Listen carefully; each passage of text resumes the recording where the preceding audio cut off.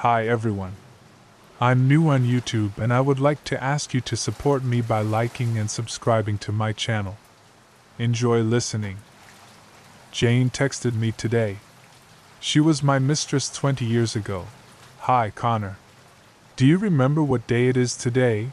That's the first message I get as soon as I walk out of the office. The number isn't in my contacts, but it knows my name somehow. I ask who it is. It's Jane. Remember me? The name alone sends a chill down my spine. But it can't be that Jane. I text back, asking which one. As I'm entering the cab, heading home, my phone buzzes again. It's the one you loved so dearly, dummy. The one you haven't spoken to in a long, long time. Can it be a prank? How would anyone even know about Jane? That was ages ago. I decide not to respond, hoping the sender will lose interest. But the phone buzzes again. That's very rude of you, making me wait. Remember when you said you were going to leave your wife? My heart skips a beat. I type back furiously, demanding to know who this really is and what they want. The real Jane died almost 20 years ago. All I want is for you to tell me what day it is today. That's it. If you don't, I'll ring the doorbell in front of me and have a nice little chat with your wife. Is this a joke? I reply, try me, Connor. You have 5 minutes. Then an image pops up on the chat. I open it to see a photo of my front yard. Near the bottom of the picture, a thin, gloved hand holds what looks like a gun. I'm close enough to hear her if she gets a call. If she panics or I hear a siren, she's dead. I glance out the cab window. There are still maybe 20 minutes until I get home. Damn it. I respond, explaining I'll cooperate and there's no need to escalate things. But I don't understand what the question means. If it's Jane's stolen identity, maybe it's about the day we met. Jane and I met at the Hilton during a work event. Back then, I still had a long dark hair that touched my neck. A young, ambitious sales manager. She was an even younger accountant. Married for 3 years at the time, I found something intoxicating in her shy laugh. The date escapes me, but that's the answer I give, the day we met. Seconds later, another message arrives. Boo-hoo, wrong answer. I'll give you one more shot, Connor. It's now or never. The cab turns onto my street. Just a few more blocks. An obvious answer hits me. Of course, it's the day she died. There's a lot I've chosen to forget about those last months with Jane. The fights, the threats, the bitter breakup when I chose my wife over her. The look she gave me when I told her not to keep the child. In the end, I gave her cash for the procedure and left her life completely.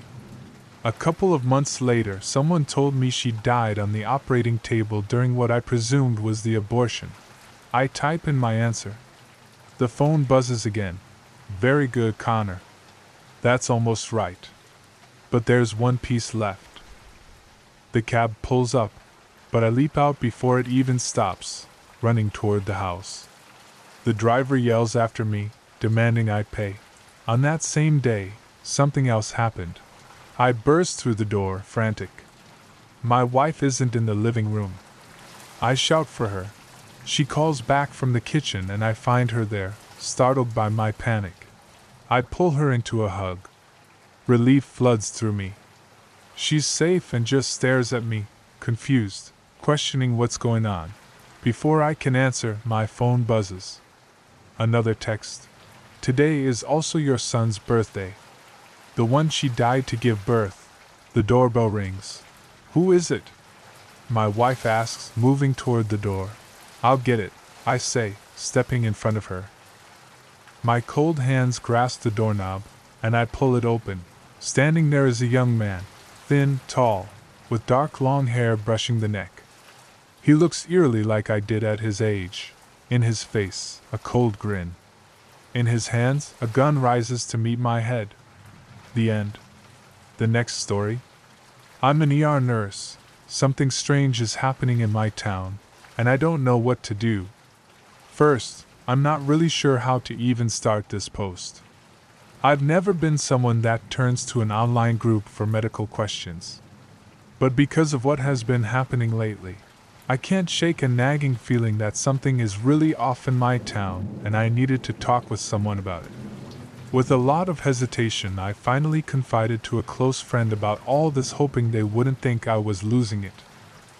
Thankfully, they listened and suggested I share what's going on here, so I'm going to give it a try. A quick disclaimer. As a nurse, I take patient privacy and confidentiality very seriously. Because of HIPAA regulations, I won't be using any real names, places, or other identifiable details. I've changed descriptions of patients, cases, and locations because of privacy rules. I want to share my experiences without crossing the lines for the trust and safety of my patients I take care of. So, if anything seems vague, it's because I'm being cautious. Better safe than sorry, as I don't want to jeopardize my career for this. Let me share a little about myself and my community first, as I mentioned above. I'm a nurse, and I've worked in the ER at Pine Haven Medical Center in Willow Ridge for over a decade. I love what I do. Being an ER nurse is not glamorous. As cliché as it sounds, I became a nurse to help people, and my job has let me do just that. Pine Haven is a small hospital in a small town. Most of my shifts are spent patching up fishing accidents, treating sprained ankles, or stitching up Friday night bar fight injuries. Nothing exciting like you'd see on a TV medical drama, but I find it rewarding. Willow Ridge is a small town where everyone knows everyone, or at least they think they do. It's hidden away in the southern U.S., surrounded by thick woods and rolling countryside that seem to stretch on forever. We've got a little historic downtown with mom-and-pop diners, a hardware store, and a general store that's been here for as long as anyone here can remember. Our area lake is a big draw, especially for weekend fishermen and the occasional tourist, but honestly, most people just pass through our town without giving us much thought. We all joke about the idea that, if you're driving through and blink, you will probably miss our little community. One thing about Willow Ridge residents is that they have a really strong sense of privacy. For instance, people don't talk much about the woods. Let's just say they've always had a creepy reputation. I've always shrugged it off, but sometimes you can feel it. People joke that the Ridge has a story it doesn't want to share. I've always chalked any odd stories up to old wives' tales or local legends that have been passed down over the years. Every community has folk tales, and ours is no different. Back to why I came here to post. This past week, something happened that I just can't stop thinking about. Over the weekend, we had 3 patients come in, all with nearly identical injuries, deep scratches spiraling down their arms or backs. When I first talked with them, took their history and assessed their wounds, I thought maybe they'd been snagged by a thorn bush or maybe gotten into it with a stray cat.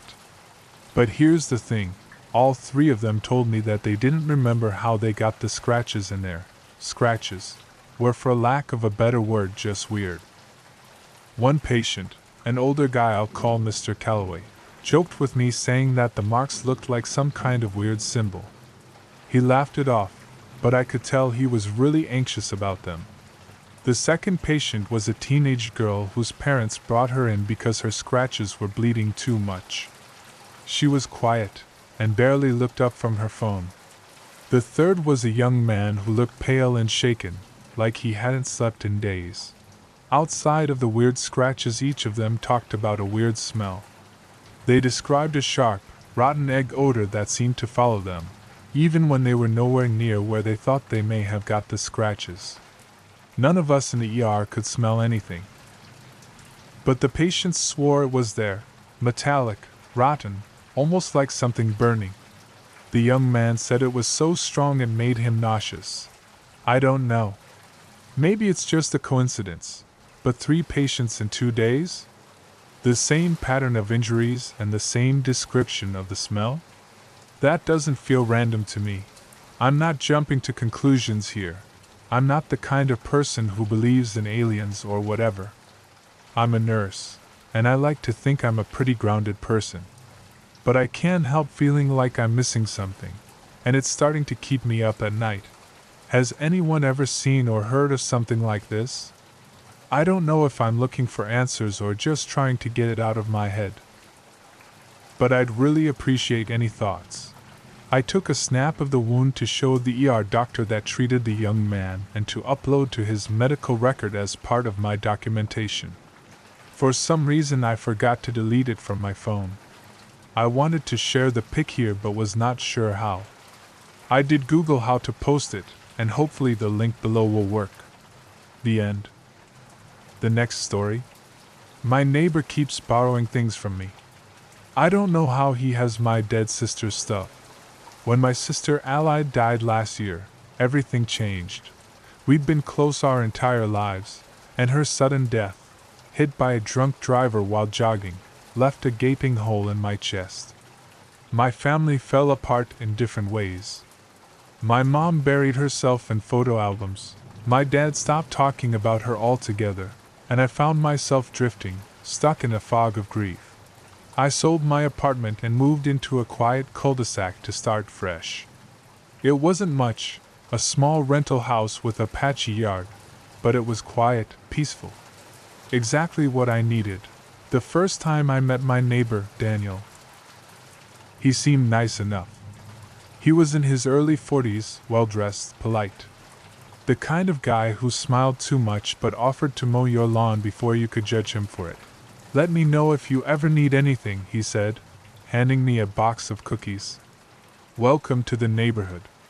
I didn't think much about him until the borrowing started. It was little things at first: a cup of sugar, a screwdriver, some duct tape. He'd knock on my door every few days with an easy grin, always apologizing for the bother. "It's no trouble," I'd say, trying to be a good neighbor. But then it got weirder.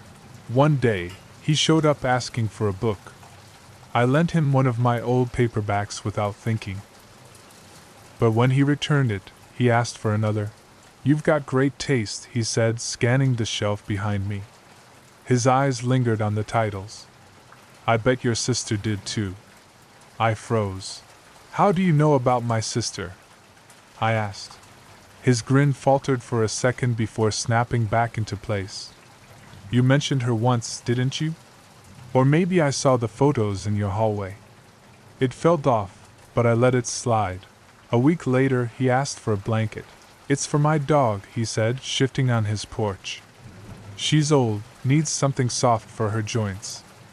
I handed him one of the older ones I had stuffed in my closet. When he brought it back the next day, I noticed something strange. The stitching along the edge, it looked like Ally's initials. She used to embroider her name into her blankets when we were kids, a habit she carried into adulthood. This one looked just like hers, but that wasn't possible. I hadn't brought Ally's things with me when I moved. I'd boxed everything up and left it in storage. I shook it off. Coincidence, I told myself. 2 nights later, I woke to a noise. It was faint at first, just a dull thunk from somewhere outside. Half asleep, I ignored it, but then it came again, louder this time. I crept to the window and peeked out. Daniel was standing in my backyard. He was holding something, a photo frame, and staring at it under the moonlight. My chest tightened as I recognized the frame. It was Ally's. The same one I'd placed on my nightstand. I stormed outside, barefoot and shaking. "What the hell are you doing?" He didn't flinch. His eyes met mine, cold and steady. "I didn't mean to wake you," he said. His voice was calm, too calm. "Why do you have that?" I demanded. "I borrowed it," he replied, as if it were obvious. "It belonged to her, didn't it?" My stomach dropped. "What are you talking about?" I whispered. He stepped closer, his smile returning. "She was so kind, wasn't she?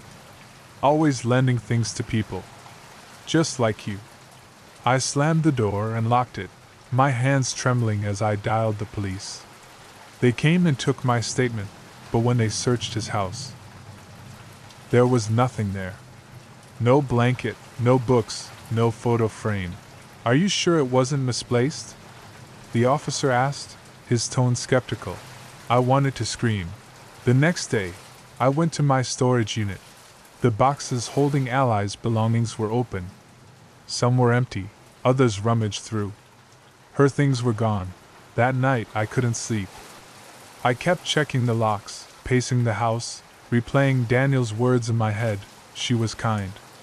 Always lending things. Just like you. At 3 a.m., I heard footsteps outside my window. Then came the knock, slow, deliberate. When I finally worked up the courage to peek through the peephole, I saw a box sitting on the porch. Inside was Ally's necklace, the one she'd been wearing when she died. The clasp was broken, the chain tarnished, but it was unmistakable. Beneath it was a note, written in neat cursive, "Thanks for letting me borrow her." My hands shook as I read it. Borrow her? The necklace slipped through my fingers, landing on the floor with a metallic clink. That's when I smelled it. Faint but unmistakable. Earth, damp and rotting. And beneath it, something worse. The lingering scent of Ally's favorite perfume. The end. The next story? The other me. I was 5 years old when this happened. It was a warm summer night. I was woken up in the middle of the night by a loud thud. I sat up in bed and looked around my room. It was dark except for the bit of moonlight shining through my window. Nothing in my room looked out of place or anything. Assuming that I must have imagined the noise, I lay back down and tried to go back to sleep. That was when another noise came. It sounded like footsteps. Someone was walking through the hallway. It didn't bother me that much at first. I just assumed it was one of my parents, probably going to use the bathroom. Then the footsteps stopped. There was only silence for a moment. The silence was then broken by soft and quiet laughter. Someone was standing in the hallway just laughing. I sat up in bed again. I was perplexed. Who could be laughing in the hallway at this hour? I started getting nervous. I wondered who it was. I first wondered if it could have been either my mom or dad. My dad was always such a prankster. He always played jokes on me and my mother. He liked to give us a scare. But I wasn't sure it was my dad laughing in the hallway. It was much too strange of a joke even for him, and my dad always made sure to get up early for work, so he wasn't likely to pull a prank late at night. The laughter continued for a little bit. It was starting to get unnerving. I then mustered up the courage to get out of bed and to check it out. My young mind at the time must have naively thought that perhaps my dad wasn't going to work that day, and that he must have thought that it was the perfect time to scare me like this. So I walked to the door, planning to put a stop on this joke. My heart started beating a bit faster as I got closer to the door. I couldn't help but feel like something was off, but nevertheless I went on. I put my hand on the knob. When I turned it, I heard the laughter stop. I will always wonder if my life would be different had I not investigated the noise. I may be alive and well right now, but my mind will always be plagued by what I saw that night. I opened the door. There was someone standing in the hallway, staring at me. That someone was me. Or at least something that had taken my form. It was like staring into a mirror. I saw myself, standing there in the hallway. It wore the same blue-striped pajamas I had. It had the same black and curly hair that I did. It had the same brown eyes that I did. It shared the olive-colored skin that I had. It looked almost exactly like me. But even as a young child, I knew there was something deeply wrong about it. Its face was completely devoid of any human emotion. It just stared at me with a cold and piercing gaze. My heart sank into my stomach. I stared at, feeling deeply terrified. I was paralyzed. We just stayed in those positions, having a kind of staring contest that felt as if it went on for an eternity. That was when its eyes suddenly started glowing red. I stared and watched as its skin started turning gray. Suddenly it started sprinting towards me. I screamed and slammed the door shut. I locked it as tight as I could. The thing slammed into the door with a loud thud. I screamed as loud as I could, desperately calling out for my parents. After what felt like forever, I heard a knock on the door. I heard my parents calling my name. They sounded terrified. I quickly opened the door and threw myself into my dad's arms. I told them that a monster almost got me. I sobbed as I told them what happened. They didn't believe me, of course. My dad just rocked me in his arms and told me that it was just a bad dream. I went to sleep in their room that night. I didn't want to be left alone. I told them what happened again in the morning when I was calmer. They still didn't believe me, and they tried reassuring me that it was just a nightmare. That explanation never sat right with me, and it still doesn't. Even then I knew for a fact that what I saw was real. I can't explain what it was or why it looked like me, but I know it was real.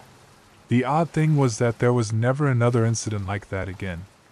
I suppose you think I'm lucky, but I wouldn't be so sure. That experience haunts me to this day.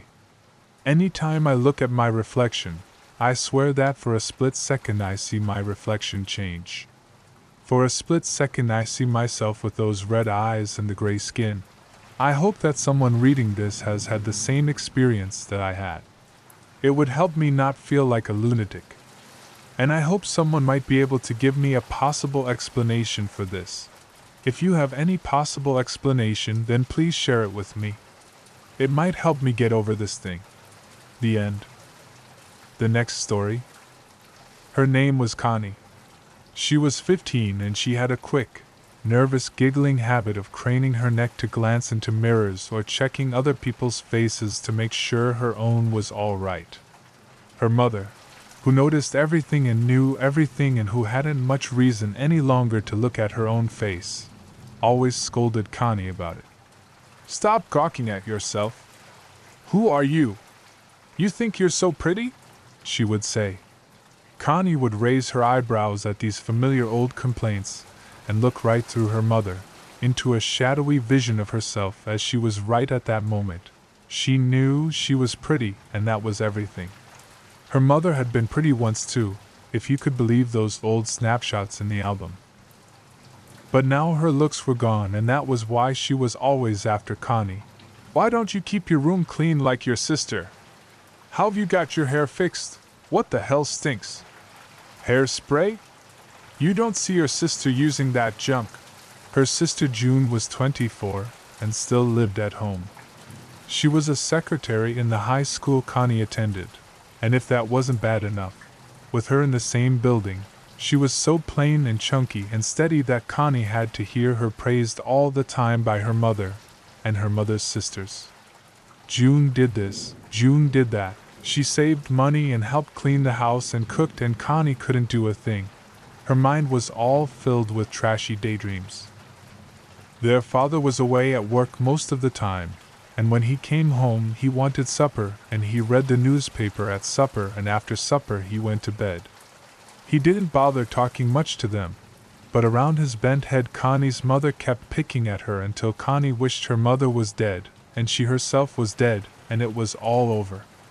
"She makes me want to throw up sometimes," she complained to her friends.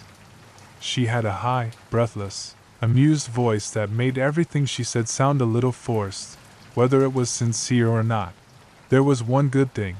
June went places with girlfriends of hers, girls who were just as plain and steady as she, and so when Connie wanted to do that her mother had no objections. The father of Connie's best girlfriend drove the girls the 3 miles to town and left them at a shopping plaza so they could walk through the stores or go to a movie, and when he came to pick them up again at 11 he never bothered to ask what they had done. They must have been familiar sights, walking around the shopping plaza in their shorts and flat ballerina slippers that always scuffed the sidewalk, with charm bracelets jingling on their thin wrists. They would lean together to whisper and laugh secretly if someone passed who amused or interested them. Connie had long dark blonde hair that drew anyone's eye to it, and she wore part of it pulled up on her head and puffed out, and the rest of it she let fall down her back. She wore a pullover jersey blouse that looked one way when she was at home and another way when she was away from home. Everything about her had two sides to it, one for home and one for anywhere that was not home. Her walk, which could be childlike and bobbing, or languid enough to make anyone think she was hearing music in her head. Her mouth, which was pale and smirking most of the time, but bright and pink on these evenings out. Her laugh, which was cynical and drawling at home. Ha ha, very funny, but high-pitched and nervous anywhere else, like the jingling of the charms on her bracelet. Sometimes they did go shopping or to a movie, but sometimes they went across the highway, ducking fast across the busy road, to a drive-in restaurant where older kids hung out. The restaurant was shaped like a big bottle, though squatter than a real bottle, and on its cap was a revolving figure of a grinning boy holding a hamburger aloft. One night in midsummer they ran across, breathless with daring, and right away someone leaned out a car window and invited them over. But it was just a boy from high school they didn't like. It made them feel good to be able to ignore him. They went up through the maze of parked and cruising cars to the bright-lit, fly-infested restaurant, their faces pleased and expectant as if they were entering a sacred building that loomed up out of the night to give them what haven and blessing they yearned for. They sat at the counter and crossed their legs at the ankles, their thin shoulders rigid with excitement, and listened to the music that made everything so good. The music was always in the background, like music at a church service. It was something to depend upon. A boy named Eddie came in to talk with them. He sat backwards on his stool, turning himself jerkily around in semicircles and then stopping and turning back again. And after a while he asked Connie if she would like something to eat. She said she would, and so she tapped her friend's arm on her way out. Her friend pulled her face up into a brave, droll look, and Connie said she would meet her at 11, across the way. "I just hate to leave her like that," Connie said earnestly, but the boy said that she wouldn't be alone for long. So they went out to his car, and on the way Connie couldn't help but let her eyes wander over the windshields and faces all around her, her face gleaming with a joy that had nothing to do with Eddie or even this place. It might have been the music. She drew her shoulders up and sucked in her breath with the pure pleasure of being alive. And just at that moment she happened to glance at a face just a few feet from hers. It was a boy with shaggy black hair, in a convertible jalopy painted gold. He stared at her, and then his lips widened into a grin. Connie slid her eyes at him and turned away. But she couldn't help glancing back, and there he was, still watching her.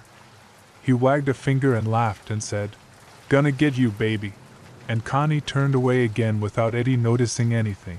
She spent 3 hours with him, at the restaurant where they ate hamburgers and drank Cokes in wax cups that were always sweating, and then down an alley a mile or so away. And when he left her off at 5 to 11 only the movie house was still open at the plaza. Her girlfriend was there, talking with a boy. When Connie came up, the two girls smiled at each other and Connie said, "How was the movie?" And the girl said, "You should know." They rode off with the girl's father, sleepy and pleased.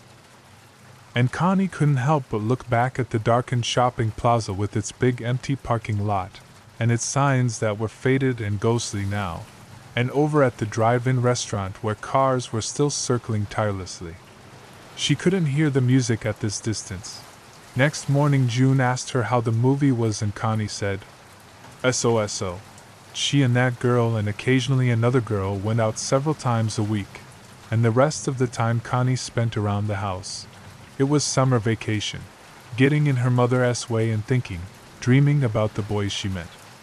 But all the boys fell back and dissolved into a single face that was not even a face but an idea, a feeling, mixed up with the urgent, insistent pounding of the music and the humid night air of July. Connie's mother kept dragging her back to the daylight by finding things for her to do or saying suddenly, "What's this about the Pettinger girl?" And Connie would say nervously, "Oh, her. That dope." She always drew thick, clear lines between herself and such girls, and her mother was simple and kind enough to believe it. Her mother was so simple, Connie thought that it was maybe cruel to fool her so much. Her mother went scuffling around the house in old bedroom slippers and complained over the telephone to one sister about the other. Then the other called up and the two of them complained about the third one. If June's name was mentioned, her mother's tone was approving, and if Connie's name was mentioned, it was disapproving. This did not really mean she disliked Connie, and actually Connie thought that her mother preferred her to June just because she was prettier. But the two of them kept up a pretense of exasperation, a sense that they were tugging and struggling over something of little value to either of them. Sometimes, over coffee, they were almost friends, but something would come up, some vexation that was like a fly buzzing suddenly around their heads, and their faces went hard with contempt. One Sunday Connie got up at 11, none of them bothered with church, and washed her hair so that it could dry all day long in the sun. Her parents and sister were going to a barbecue at an aunt's house, and Connie said no, she wasn't interested, rolling her eyes to let her mother know just what she thought of it. "Stay home alone then," her mother said sharply. Connie sat out back in a lawn chair and watched them drive away, her father quiet and bald, hunched around so that he could back the car out, her mother with a look that was still angry and not at all softened through the windshield, and in the back seat poor old June, all dressed up as if she didn't know what a barbecue was, with all the running yelling kids and the flies. Connie sat with her eyes closed in the sun, dreaming and dazed with the warmth about her as if this were a kind of love. The caresses of love, and her mind slipped over onto thoughts of the boy she had been with the night before, and how nice he had been, how sweet it always was, not the way someone like June would suppose, but sweet, gentle, the way it was in movies and promised in songs. And when she opened her eyes she hardly knew where she was. The backyard ran off into weeds and a fence-like line of trees, and behind it the sky was perfectly blue and still. The asbestos ranch house that was now 3 years old startled her. It looked small. She shook her head as if to get awake. It was too hot. She went inside the house and turned on the radio to drown out the quiet.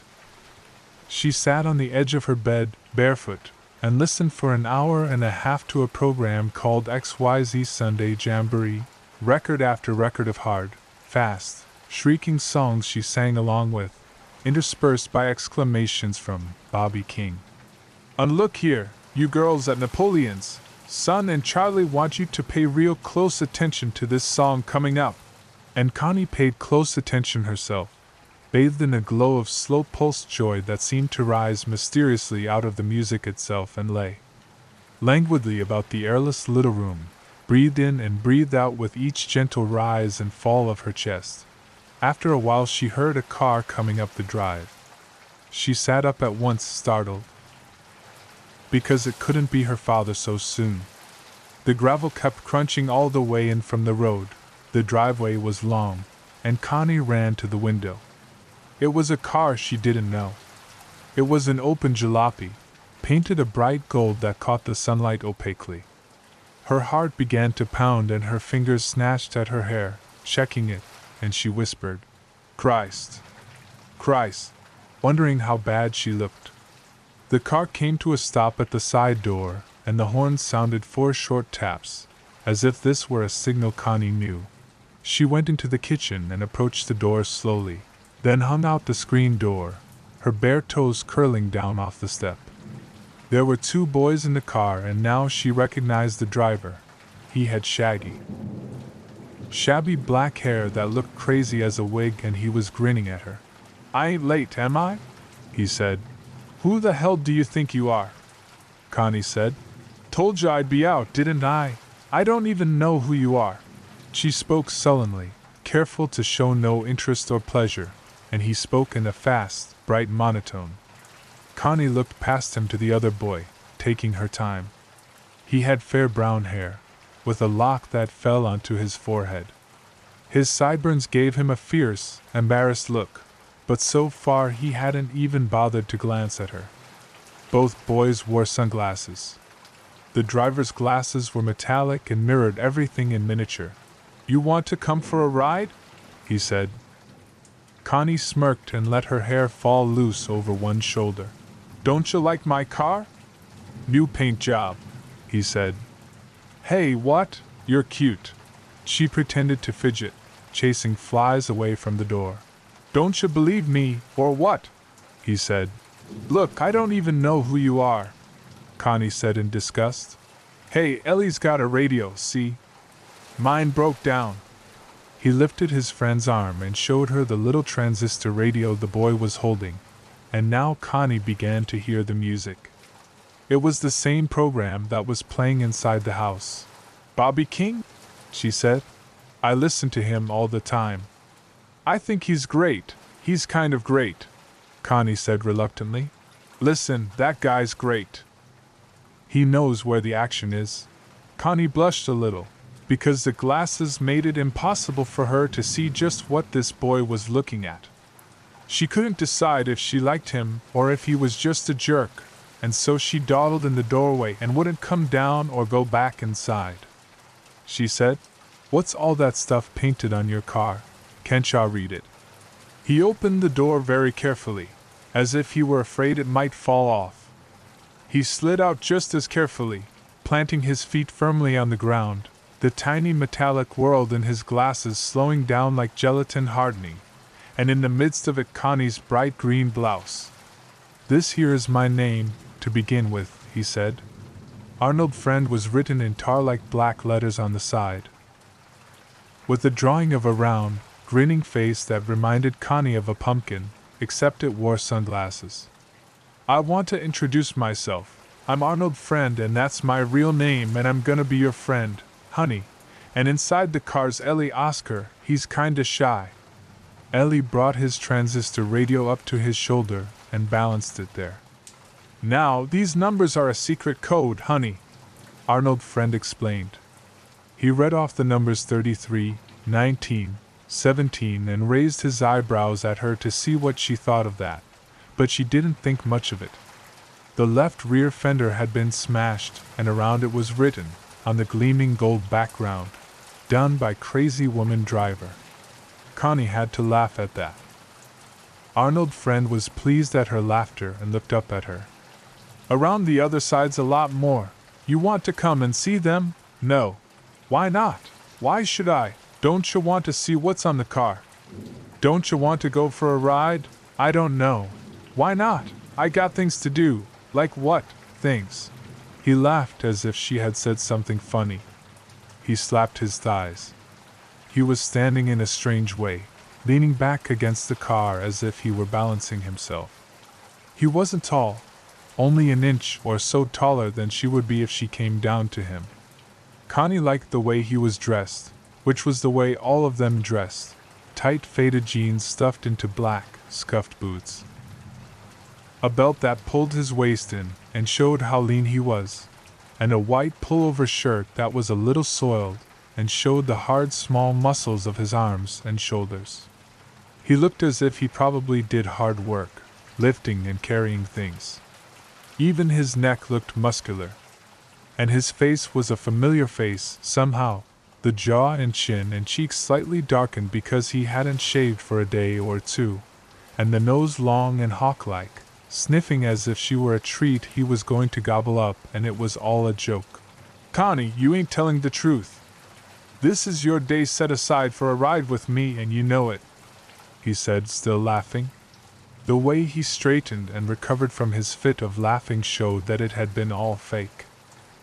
How do you know what my name is? She said suspiciously. It's Connie. Maybe and maybe not. I know my Connie, he said, wagging his finger. Now she remembered him even better, back at the restaurant, and her cheeks warmed at the thought of how she had sucked in her breath just at the moment she passed him, how she must have looked to him. And he had remembered her. Ellie and I come out here especially for you, he said. Ellie can sit in back. How about it? Where what? Where are we going? He looked at her. He took off the sunglasses and she saw how pale the skin around his eyes was, like holes that were not in shadow but instead in light. His eyes were like chips of broken glass that catch the light in an amiable way. He smiled. It was as if the idea of going for a ride somewhere, to some place, was a new idea to him. Just for a ride, Connie, sweetheart. I never said my name was Connie, she said, but I know what it is. I know your name and all about you, lots of things, Arnold friend said. He had not moved yet but stood still leaning back against the side of his jalopy. I took a special interest in you, such a pretty girl, and found out all about you. Like I know your parents and sister are gone somewheres and I know where and how long they're going to be gone, and I know who you were with last night, and your best girlfriend's name is Betty. Right. He spoke in a simple lilting voice, exactly as if he were reciting the words to a song. His smile assured her that everything was fine. In the car, Ellie turned up the volume on his radio and did not bother to look around at them. Ellie can sit in the back seat, Arnold friend said.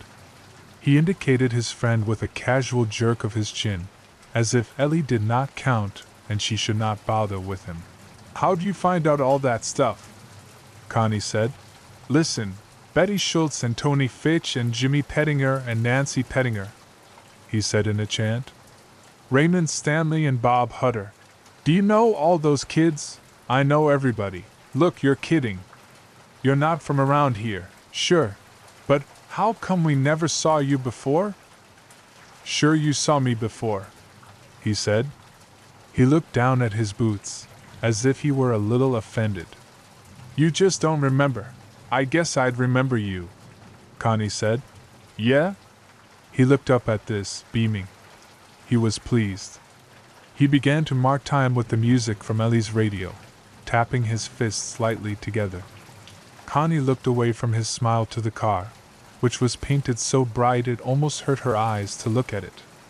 She looked at that name, Arnold friend. And up at the front fender was an expression that was familiar. Man, the flying saucers. It was an expression kids had used the year before but didn't use this year. She looked at it for a while as if the words meant something to her that she did not yet know. What are you thinking about? Huh? Arnold friend demanded. Not worried about your hair blowing around in the car, are you? No. Think I maybe can't drive good. How do I know? You're a hard girl to handle. How come? He said. Don't you know I'm your friend? Didn't you see me put my sign in the air when you walked by? What sign? My sign. And he drew an X in the air, leaning out toward her. They were maybe 10 feet apart. After his hand fell back to his side, the X was still in the air, almost visible. Connie let the screen door close and stood perfectly still inside it, listening to the music from her radio and the boys blend together. She stared at Arnold friend. He stood there so stiffly relaxed, pretending to be relaxed, with one hand idly on the door handle as if he were keeping himself up that way and had no intention of ever moving again. She recognized most things about him, the tight jeans that showed his thighs and buttocks and the greasy leather boots and the tight shirt, and even that slippery friendly smile of his. That sleepy dreamy smile that all the boys used to get across ideas they didn't want to put into words. She recognized all this and also the sing-song way he talked, slightly mocking, kidding, but serious and a little melancholy. And she recognized the way he tapped one fist against the other in homage to the perpetual music behind him. But all these things did not come together, she said suddenly. Hey, how old are you? His smile faded. She could see then that he wasn't a kid, he was much older, 30, maybe more. At this knowledge her heart began to pound faster. That's a crazy thing to ask. Can't ya see I'm your own age? Like hell you are, or maybe a couple years older. I'm 18. 18? She said doubtfully. He grinned to reassure her and lines appeared at the corners of his mouth. His teeth were big and white. He grinned so broadly his eyes became slits, and she saw how thick the lashes were, thick and black as if painted with a black tar-like material. Then, abruptly, he seemed to become embarrassed, and looked over his shoulder at Ellie. He's crazy, he said. Ain't he a riot? He's a nut, a real character. Ellie was still listening to the music. His sunglasses told nothing about what he was thinking. He wore a bright orange shirt unbuttoned halfway to show his chest, which was a pale, bluish chest and not muscular like Arnold Friend's. His shirt collar was turned up all around and the very tips of the collar pointed out past his chin as if they were protecting him. He was pressing the transistor radio up against his ear and sat there in a kind of daze, right in the sun. He's kinda strange, Connie said. Hey, she says you're kinda strange. Kinda strange, Arnold Friend cried. He pounded on the car to get Ellie's attention. Ellie turned for the first time and Connie saw with shock that he wasn't a kid either. He had a fair, hairless face, cheeks reddened slightly as if the veins grew too close to the surface of his skin, the face of a 40-year-old baby. Connie felt a wave of dizziness rise in her at this sight, and she stared at him as if waiting for something to change the shock of the moment, make it all right again. Ellie's lips kept shaping words, mumbling along with the words blasting in his ear. Maybe you two better go away, Connie said faintly. What? How come? Arnold Friend cried. We come out here to take you for a ride. It's Sunday. He had the voice of the man on the radio now. It was the same voice. Connie thought. Don't you know it's Sunday all day? And honey, no matter who you were with last night, today you're with Arnold Friend and don't you forget it.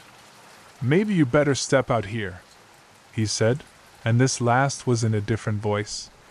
It was a little flatter, as if the heat was finally getting to him. No. I got things to do. Hey, you two better leave. We ain't leaving until you come with us. Like hell I am. Connie, don't fool around with me. I mean, don't fool around, he said, shaking his head. He laughed incredulously.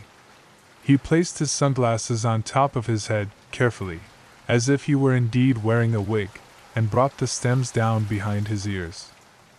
Connie stared at him, another wave of dizziness and fear rising in her so that for a moment he wasn't even in focus but was just a blur standing there against his gold car.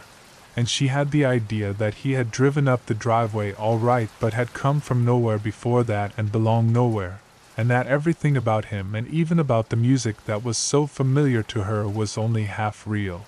If my father comes and sees you, he ain't coming. He's at a barbecue. How do you know that? And Tilly's. Right now they're drinking. Sitting around, he said vaguely, squinting as if he were staring all the way to town and over to Aunt Tilly's backyard. Then the vision seemed to get clear and he nodded energetically. Yeah. Sitting around. There's your sister in a blue dress, huh? And high heels, the poor sad bitch. Nothing like you, sweetheart. And your mother's helping some fat woman with the corn. They're cleaning the corn, husking the corn. What fat woman? Connie cried. How do I know what fat woman? I don't know every goddamn fat woman in the world. Arnold Friend laughed. Oh, that's Mrs. Hornsby. Who invited her? Connie said. She felt a little lightheaded. Her breath was coming quickly. She's too fat. I don't like them fat. I like them the way you are, honey, he said, smiling sleepily at her. They stared at each other for a while through the screen door. He said softly, Now, what you're going to do is this. You're going to come out that door. You're going to sit up front with me and Ellie's going to sit in the back. The hell with Ellie, right? This isn't Ellie's date. You're my date. I'm your lover, honey. What? You're crazy. Yes, I'm your lover. You don't know what that is, but you will, he said. I know that too. I know all about you. But look, it's real nice and you couldn't ask for nobody better than me, or more polite. I always keep my word. I'll tell you how it is. I'm always nice at first, the first time. I'll hold you so tight you won't think you have to try to get away or pretend anything because you'll know you can't. And I'll come inside you where it's all secret, and you'll give in to me and you'll love me. Shut up. You're crazy, Connie said. She backed away from the door. She put her hands up against her ears as if she'd heard something terrible, something not meant for her. People don't talk like that, you're crazy, she muttered. Her heart was almost too big now for her chest, and its pumping made sweat break out all over her. She looked out to see Arnold Friend pause and then take a step toward the porch, lurching. He almost fell. But like a clever drunken man, he managed to catch his balance. He wobbled in his high boots and grabbed hold of one of the porch posts. Honey, he said. You still listening? Get the hell out of here. Be nice, honey. Listen, I'm going to call the police. He wobbled again, and out of the side of his mouth came a fast spat curse, an aside not meant for her to hear. But even this, Christ, sounded forced. Then he began to smile again. She watched this smile come, awkward as if he were smiling from inside a mask. His whole face was a mask, she thought wildly, tanned down to his throat but then running out as if he had plastered makeup on his face but had forgotten about his throat. Honey? Listen, here's how it is. I always tell the truth and I promise you this. I ain't coming in that house after you. You better not. I'm going to call the police if you don't. Honey, he said, talking right through her voice. Honey. I'm not coming in there, but you are coming out here. You know why. She was panting. The kitchen looked like a place she had never seen before. Some rooms she had run inside, but that wasn't good enough, wasn't going to help her. The kitchen window had never had a curtain, after 3 years, and there were dishes in the sink for her to do, probably. And if you ran your hand across the table, you'd probably feel something sticky there. You listening, honey? Hey. Going to call the police. Soon as you touch the phone, I don't need to keep my promise and can come inside. You won't want that. She rushed forward and tried to lock the door. Her fingers were shaking. But why lock it? Arnold Friend said gently, talking right into her face. It's just a screen door. It's just nothing. One of his boots was at a strange angle, as if his foot wasn't in it. It pointed out to the left, bent at the ankle. I mean, anybody can break through a screen door and glass and wood and iron or anything else if he needs to. Anybody at all, and especially Arnold Friend. If the place got lit up with a fire, honey, you'd come running out into my arms, right into my arms and safe at home. Like you knew I was your lover and had stopped fooling around. I don't mind a nice shy girl, but I don't like no fooling around. Part of those words were spoken with a slight rhythmic lilt, and Connie somehow recognized them, the echo of a song from last year. About a girl rushing into her boyfriend's arms and coming home again. Connie stood barefoot on the linoleum floor, staring at him. What do you want? She whispered. I want you, he said. What? Seen you that night and thought, that's the one, yes sir. I never needed to look anymore. But my father's coming back. He's coming to get me. I had to wash my hair first, she spoke in a dry, rapid voice, hardly raising it for him to hear. No, your daddy is not coming, and yes, you had to wash your hair and you washed it for me. It's nice and shining and all for me. I thank you, sweetheart, he said with a mock bow, but again he almost lost his balance. He had to bend and adjust his boots. Evidently his feet did not go all the way down. The boots must have been stuffed with something so that he would seem taller.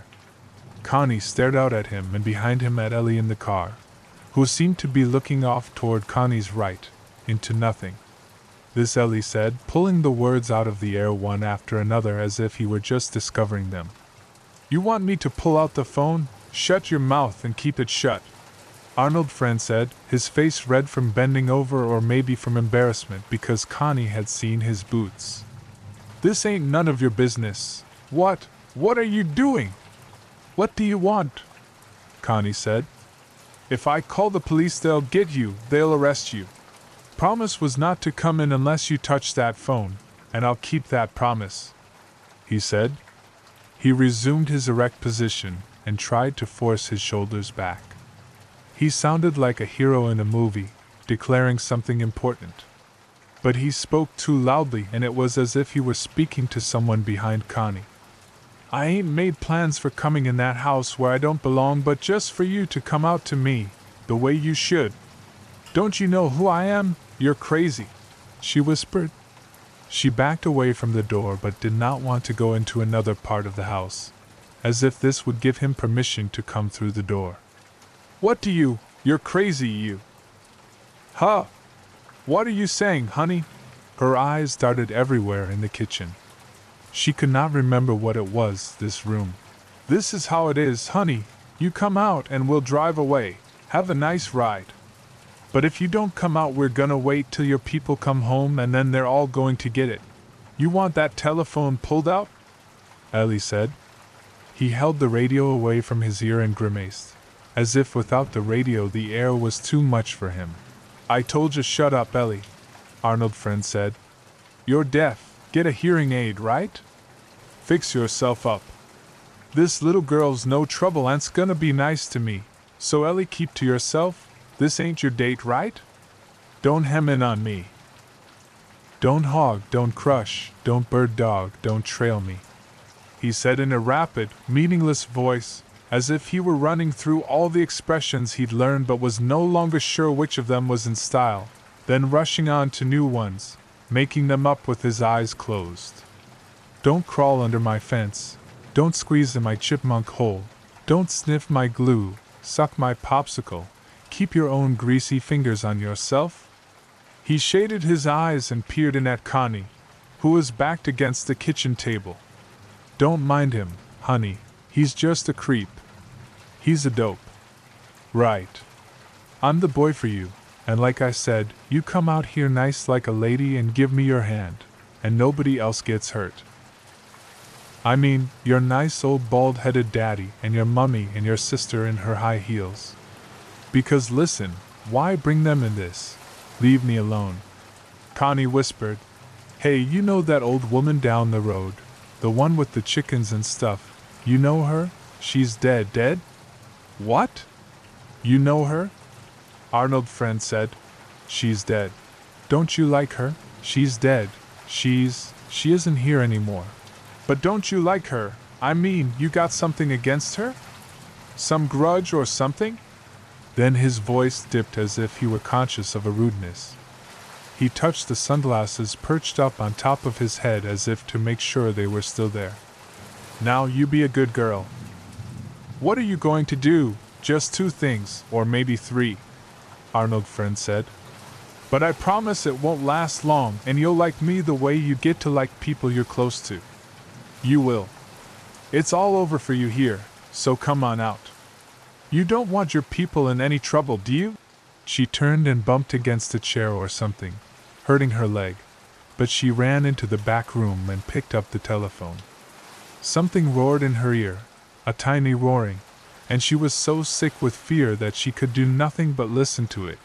The telephone was clammy and very heavy, and her fingers groped down to the dial but were too weak to touch it. She began to scream into the phone.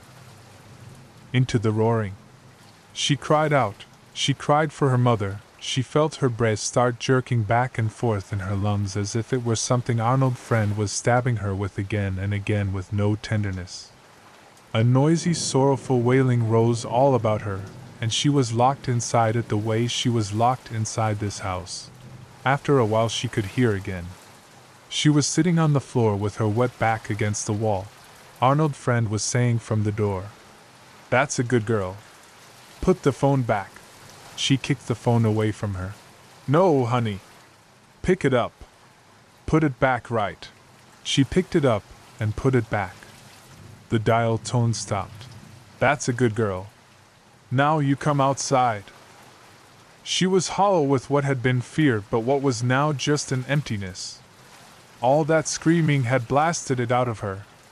She sat, one leg cramped under her, and deep inside her brain was something like a pinpoint of light that kept going and would not let her relax. She thought, "I'm not going to see my mother again." She thought, "I'm not going to sleep in my bed again."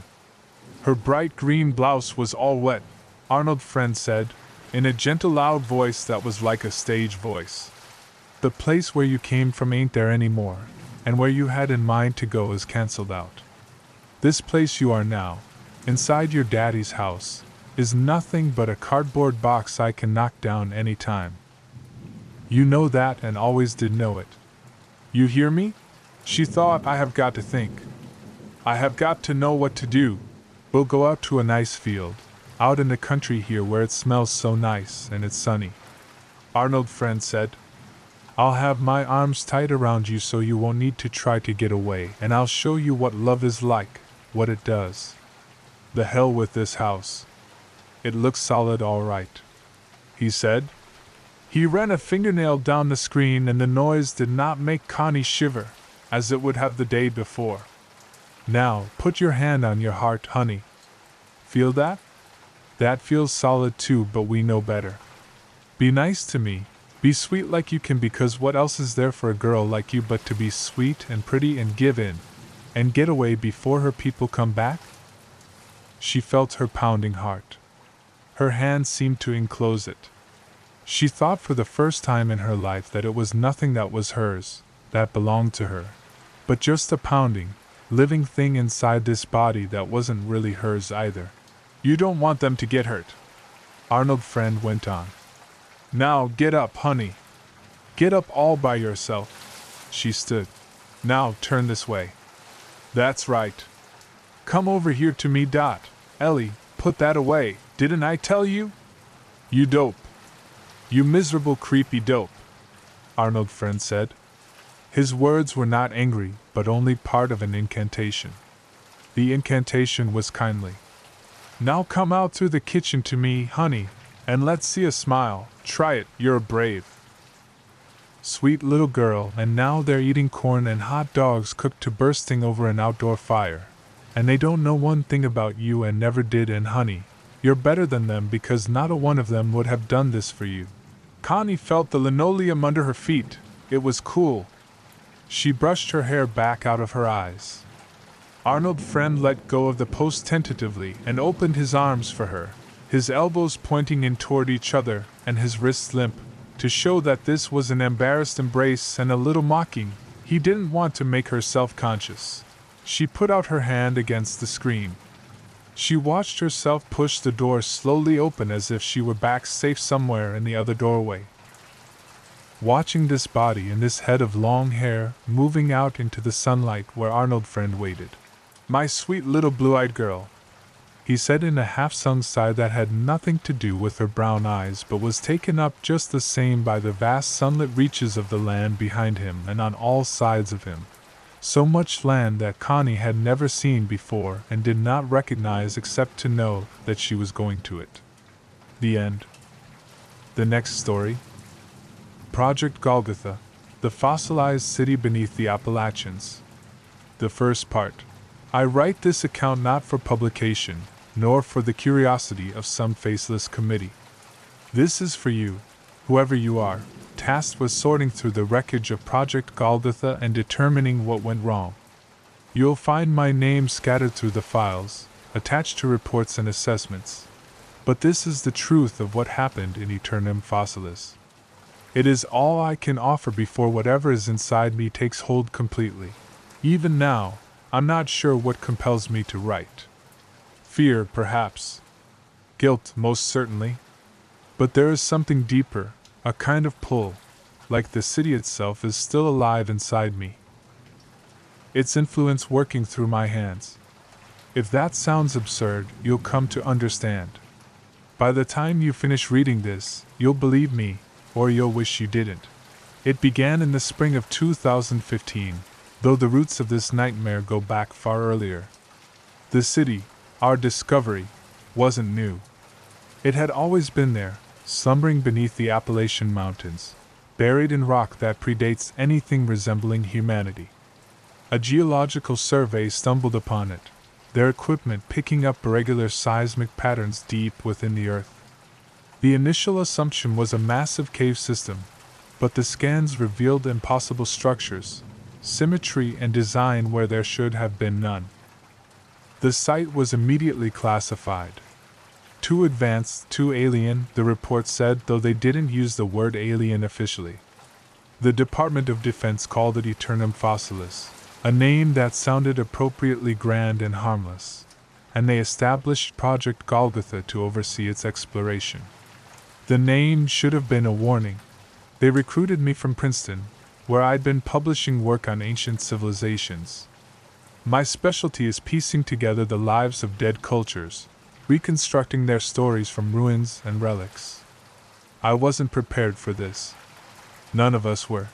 The team was small by design, 6 of us, each chosen for our specific expertise. We were given enough information to prepare, but not enough to grasp the scale of what we were walking into. I still remember the first briefing in the Pentagon's windowless conference room. The air was stale with recycled coolness, and the lights overhead buzzed faintly, just enough to crawl under your skin. A man from the Department of Defense, whose name I never caught, stood at the head of the table and projected a grainy, black and white image onto the wall. I scanned the room as I took my seat. Eliza Ward, a paleobiologist I recognized from a few conferences, nodded at me briefly before returning her attention to the table. Malcolm Reyes, a geologist with a reputation for being prickly but brilliant, was scribbling in a notebook. There was a military officer, Lieutenant Daniel Price, whose sharp posture and unreadable face gave him away instantly.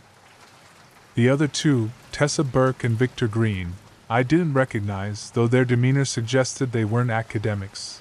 Once I sat, the man in gray pressed a button on a small remote, and the room's lights dimmed. A grainy, black and white image flickered onto the screen at the far end of the room. This, he began, is Aeternum Fossilis. We believe it to be a fossilized city. The structure you see here is nearly a mile underground. The image was hard to interpret at first, just a mass of jagged shapes and shadows. But as he spoke, the details began to emerge: walls, arches, and spire-like formations frozen in place. The structures were unmistakably artificial, yet their contours felt disturbingly organic. This site was discovered 6 months ago during a routine geological survey in the Appalachian Mountains, he continued. Initial analysis indicated the presence of an extensive underground cave system. However, further investigation revealed something far more significant. He clicked the remote again, and a series of diagrams replaced the photograph. This is a fossilized city. The structures you're seeing are petrified, composed of minerals that replaced their original organic material over time. Wait, Eliza interrupted, leaning forward. You're saying these structures were alive? We believe so, yes, the man said, his tone flat, clinical, though the exact nature of their function remains unclear. What we do know is that the site is over 1 billion years old. The room fell silent. That's impossible, Malcolm muttered, shaking his head. 1 billion years ago, Earth wasn't even hosting multicellular life. And yet, the man replied, radiometric dating of the surrounding rock confirms the timeline. This predates not only human civilization, but all known life forms capable of creation. Tessa, the data technician, finally broke the silence. What exactly do you want from us? We want answers, the man said. Your team has been assembled because each of you brings a unique expertise to this project. Dr. Falk, you'll lead the team in studying the cultural and structural aspects of the site.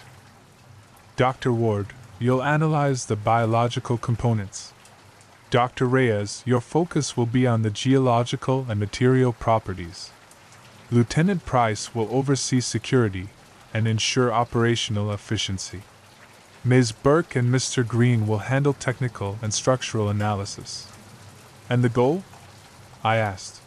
To determine what this city is, who built it, and why. Eliza frowned.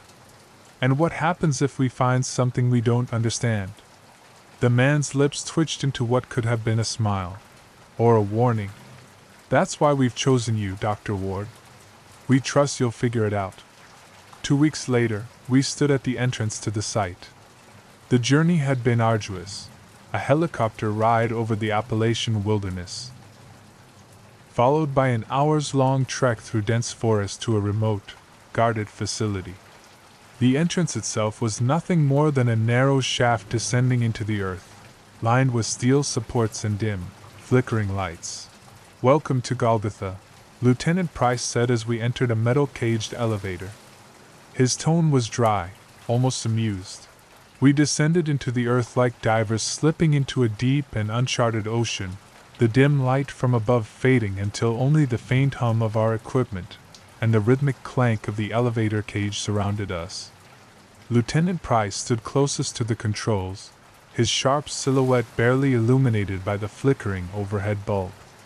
He kept his hand on the lever as if the whole contraption might fail at any moment. "Eliza, you good?" I asked, noticing her pale face in the weak light. "Yeah, fine," she said, but her voice was clipped. She gripped the railing with both hands, knuckles white. The elevator jolted to a stop, and the gates slid open with a screech. We stepped out onto a grated metal platform suspended above a gaping void. Floodlights, mounted at irregular intervals, illuminated the cavern below in stark white. The light cast long shadows that danced across the walls, making the space seem even more foreign. And there it was, Aeternum Fossilis. The first thing that struck me was the scale. The city stretched beyond the range of the floodlights, its fossilized structures merging with the darkness. The buildings, if they could even be called that, rose like skeletal spires, their surfaces riddled with porous patterns that reminded me of coral or bone. Arches and bridges crisscrossed the space, their intricate designs defying architectural logic. It was both mesmerizing and deeply unsettling. "It's beautiful," Eliza said softly, breaking the silence. The path from the platform to the city floor was a series of metal staircases and reinforced walkways that zigzagged their way downward. The further we descended, the more oppressive the air became, heavy and stale, carrying a faint, metallic tang that clung to the back of my throat. The silence was almost suffocating, broken only by the crunch of boots on gravel and the occasional creak of the scaffolding. When we finally reached the city floor, it was like stepping onto another planet. The ground was covered in a thin layer of fine dust, disturbed only by the fossilized veins of what might once have been roadways. The buildings themselves loomed above us, their shadows stretching long and jagged across the terrain. Malcolm knelt, his tools already in hand. He scraped away a bit of dust, revealing a smooth, fossilized surface beneath. He muttered something under his breath as he worked, his movements methodical and precise. Victor Green let out a low whistle as he scanned the cavernous space with his flashlight. "Jesus!" The beam swept across the entrance to the city, revealing angular walls that rose into darkness. Massive fossilized structures towered ahead, their forms eerily symmetrical but undeniably organ-like. It was like stepping into the ribs of some long-dead colossus. Eliza, standing beside Victor, muttered under her breath, "This doesn't feel real." "It is," Malcolm Reyes said flatly, "calcium carbonate and silica deposits. Perfect mineral replacement. But the texture." He ran a gloved hand over the surface and frowned. "I've seen cultivated corals that look less deliberate." "Stay close," Price ordered. His voice cut through the quiet, authoritative but calm. "Until we've cleared the immediate area, no wandering off." No one argued. The vastness of the cavern swallowed our small group, and the faint echoes of our movements seemed to mock the idea that we had control over this environment. I could feel the weight of the mountain pressing down on us, the knowledge that we were a mile beneath the surface settling heavily in my chest. "Let's move," I said, taking the lead. "We'll head for the main structures first. Document everything." The approach to the city was slow, deliberate. Our lights played over colossal, skeletal formations that seemed to grow from the ground. Each structure was riddled with a latticework of pores and branching patterns. The sheer scale was staggering, Arches and spires reached heights that no human architecture could match. Eliza stopped abruptly, shining her flashlight on a nearby wall. "Look at this," she said, kneeling down. I joined her, crouching beside what looked like a segment of fossilized bone. It was massive, the porous texture riddled with spirals and ridges. "Petrified cartilage?" I suggested. "Maybe," she said. "But the patterns, they're too precise. It's like the whole thing was designed. Engineered." Malcolm joined us, squinting as he inspected the texture. "If it was alive, it wasn't like anything on Earth.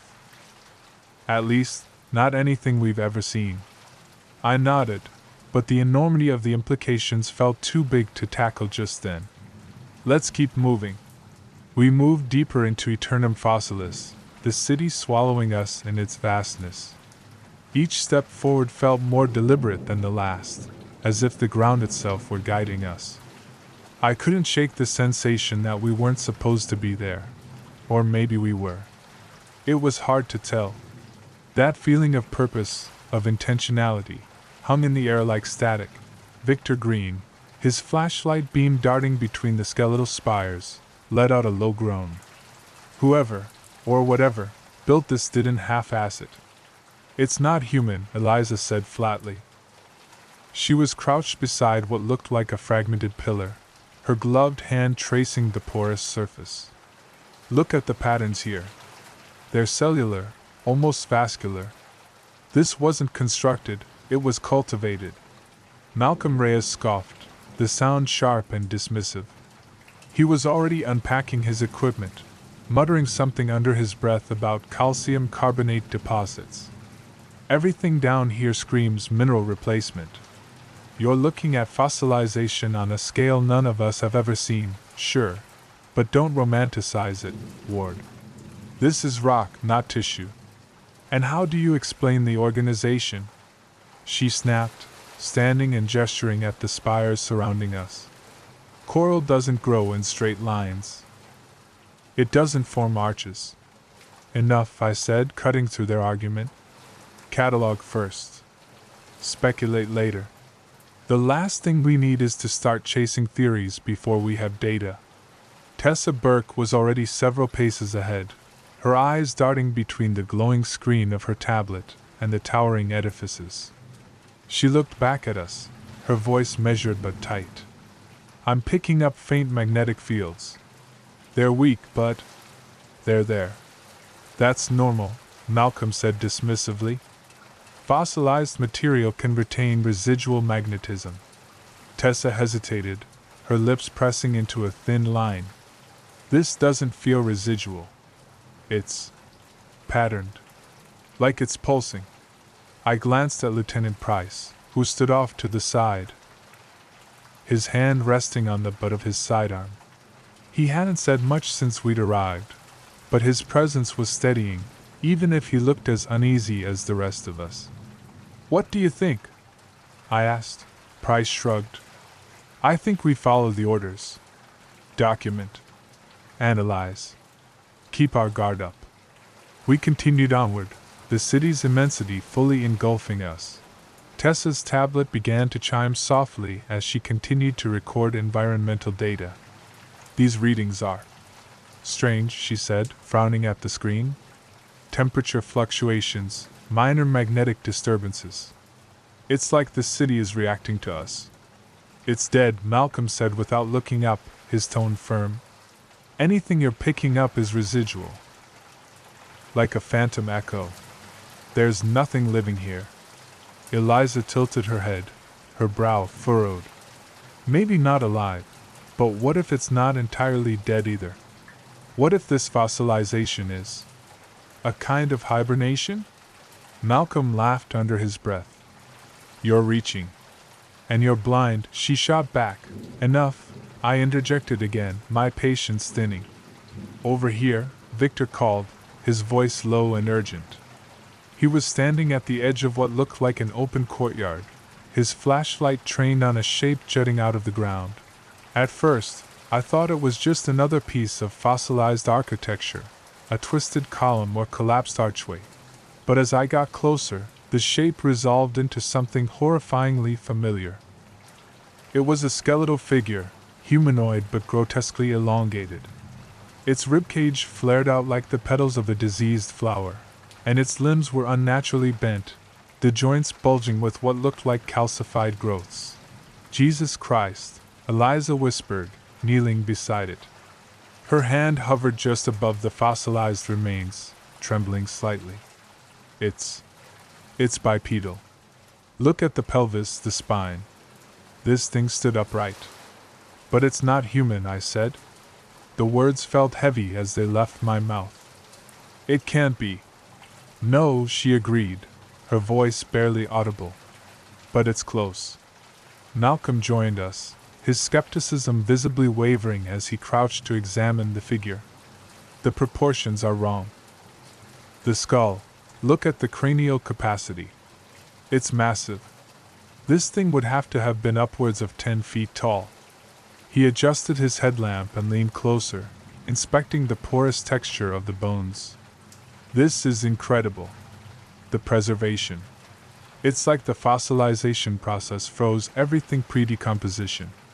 I've never seen anything like it." Eliza reached out with a gloved hand, brushing away the thin layer of dust that covered the remains. "Look at these bones. They're porous, like bird bones, but the structure. It's almost like cartilage. And this," Eliza said, pointing to the fossil's ribcage, "these ridges. They're not just decorative. They're functional. Maybe for respiration? Circulation?" "It's fossilized," Malcolm said. "There's no way to know for sure." "This doesn't add up," Tessa said, staring at the readings on her tablet. "The magnetic fields are stronger here. It's like they're concentrated around these remains." "Maybe they were using the fields for something," Victor suggested. "Power? Communication? We're way out of our depth here." Tessa's voice broke the silence, calm but strained. "I'm detecting more of them. Straight ahead." We followed her lead, the beam of her flashlight cutting through the gloom. The courtyard opened into a vast chamber, its floor scattered with similar skeletal figures. Dozens of them. They were sprawled in unnatural poses, as if frozen mid-motion. Some looked as though they were trying to shield themselves, their elongated arms twisted in front of their faces. Others were collapsed on their sides, their contorted spines suggesting some sort of agony. "What the hell happened here?" Price murmured. "I don't know," I said. But this wasn't natural. Eliza was already moving among the remains, cataloging them with a feverish intensity. This wasn't just fossilization. These beings, whatever they were, they died suddenly. Look at the fractures, the way the structures collapsed in on themselves. It's almost like they were petrified. "Petrified?" Malcolm echoed, his voice sharp. "You're suggesting what? That they turned to stone instantly?" "Look around," she said, gesturing at the chamber. "Do you see any signs of decomposition?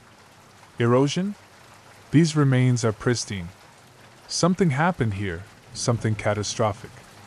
Tessa was pacing the perimeter of the chamber, her tablet held close to her chest. "The magnetic fields are stronger here," she said. "Definitely localized around the remains."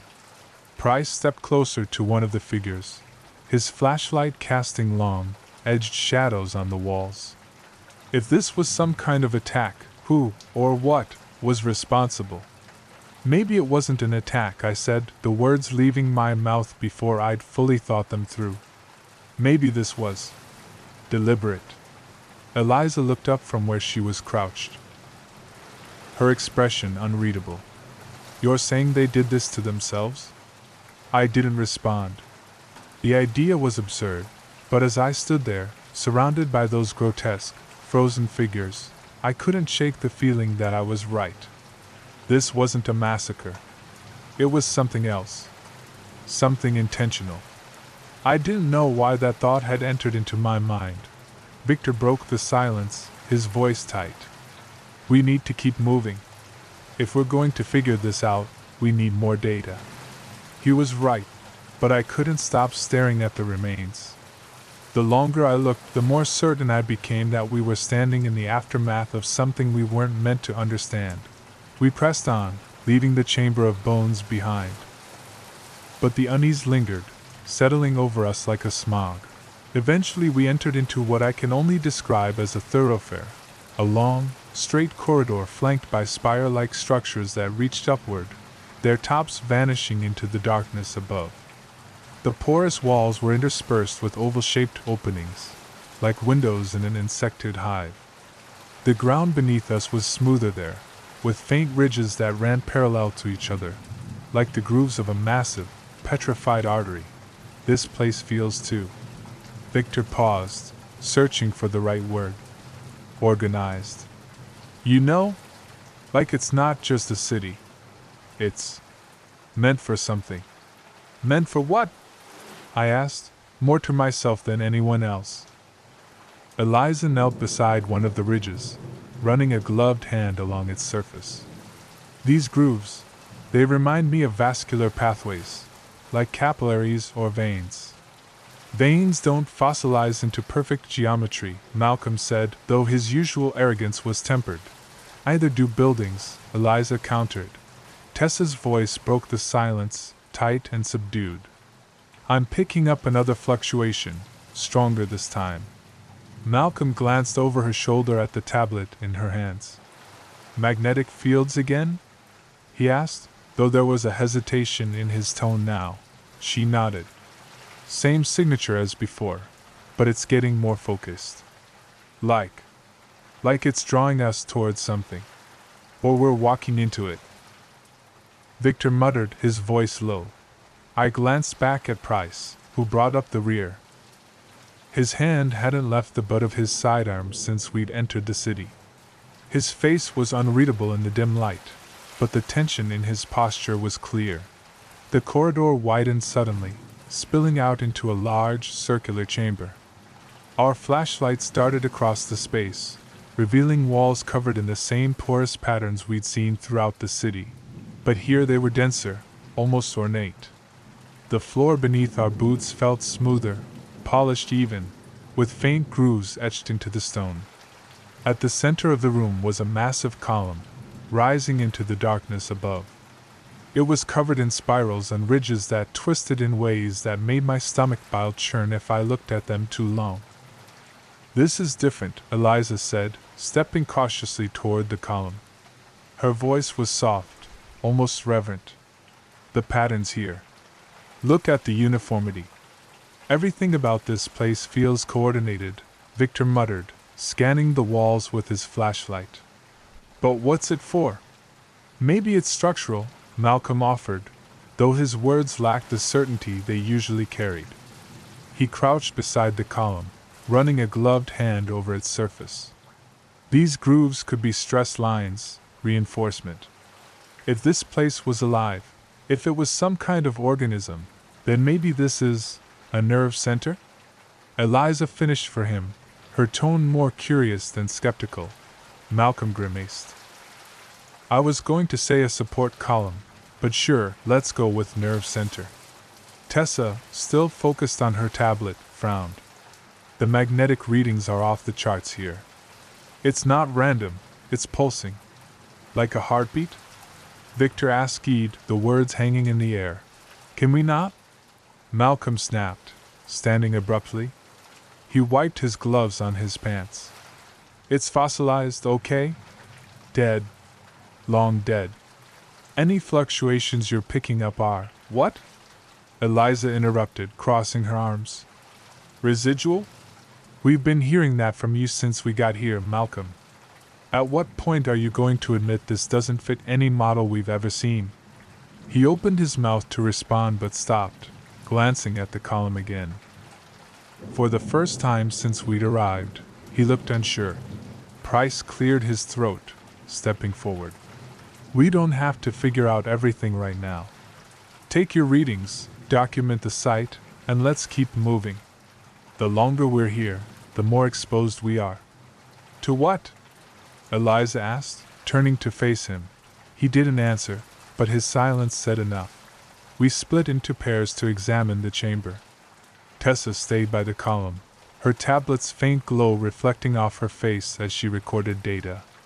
Eliza moved to the walls, carefully photographing the patterns while Victor helped her map the chamber's dimensions. Malcolm stuck closer to the center, his earlier bravado replaced with a kind of guarded curiosity. Price and I circled the perimeter, scanning for anything that might give us context.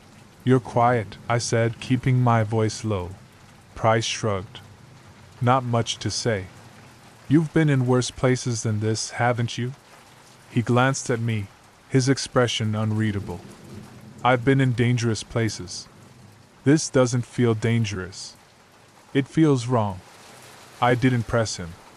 He wasn't lying.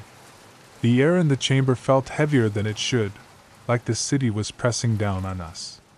Watching. Waiting. "Eliza," Tessa called out suddenly, her voice sharper than usual. "Come look at this." We all converged on the column, where Tessa was pointing at a small, irregular gap in its surface. It was no wider than a fist and about a foot long. The edges jagged as if something had fractured the fossil. "What am I looking at?" Eliza asked, leaning in close. "Tell me that doesn't look fresh," Tessa said. It did. The exposed material inside the gap wasn't the dull gray of fossilized stone but a darker, almost organic black. It glistened faintly under our flashlights. "That's not possible," Malcolm said, but his voice barely registered. Eliza reached out, her fingers hovering over the spot. "It's wet." "Don't touch it," Price barked, his tone sharp enough to make her pull back. He stepped forward, peering into the gap. "If that's some kind of biological material, we don't know what we're dealing with. It shouldn't be here." Malcolm said, more to himself than anyone else. "This entire structure is fossilized. It's been petrified for millions, no, billions of years. This doesn't make sense." "None of this makes sense," Victor muttered. "We need to document it," Eliza said, her voice resolute. "Carefully. If this is organic, if it's preserved, this could be the breakthrough we've been looking for. And if it's dangerous?" Price countered. Eliza hesitated but didn't back down. "It's a risk worth taking." Reluctantly, Price stepped back, keeping his hand on his weapon as Eliza set up a small sampling kit. She worked methodically, scraping a tiny amount of the black substance into a sterile container. It clung to the edge of her tool like tar, stretching slightly before breaking free. Tessa's tablet chimed again, and she glanced down, frowning. "The magnetic fields are spiking." "This is..." She stopped, her eyes narrowing. "Wait. It's not just the fields. The temperature's rising." Malcolm checked his own instruments, his brow furrowing. "That's impossible. We're over a mile underground." "It's faint," Tessa said, "but it's consistent. Whatever this is, it's active." Eliza stood, holding the sealed container carefully. "Then we need to..." A low rumble interrupted her, reverberating through the chamber like distant thunder. The column seemed to shudder, the spirals on its surface catching the light in a way that made them look almost fluid. "Tell me that was a coincidence," Victor said, his voice tight. No one answered.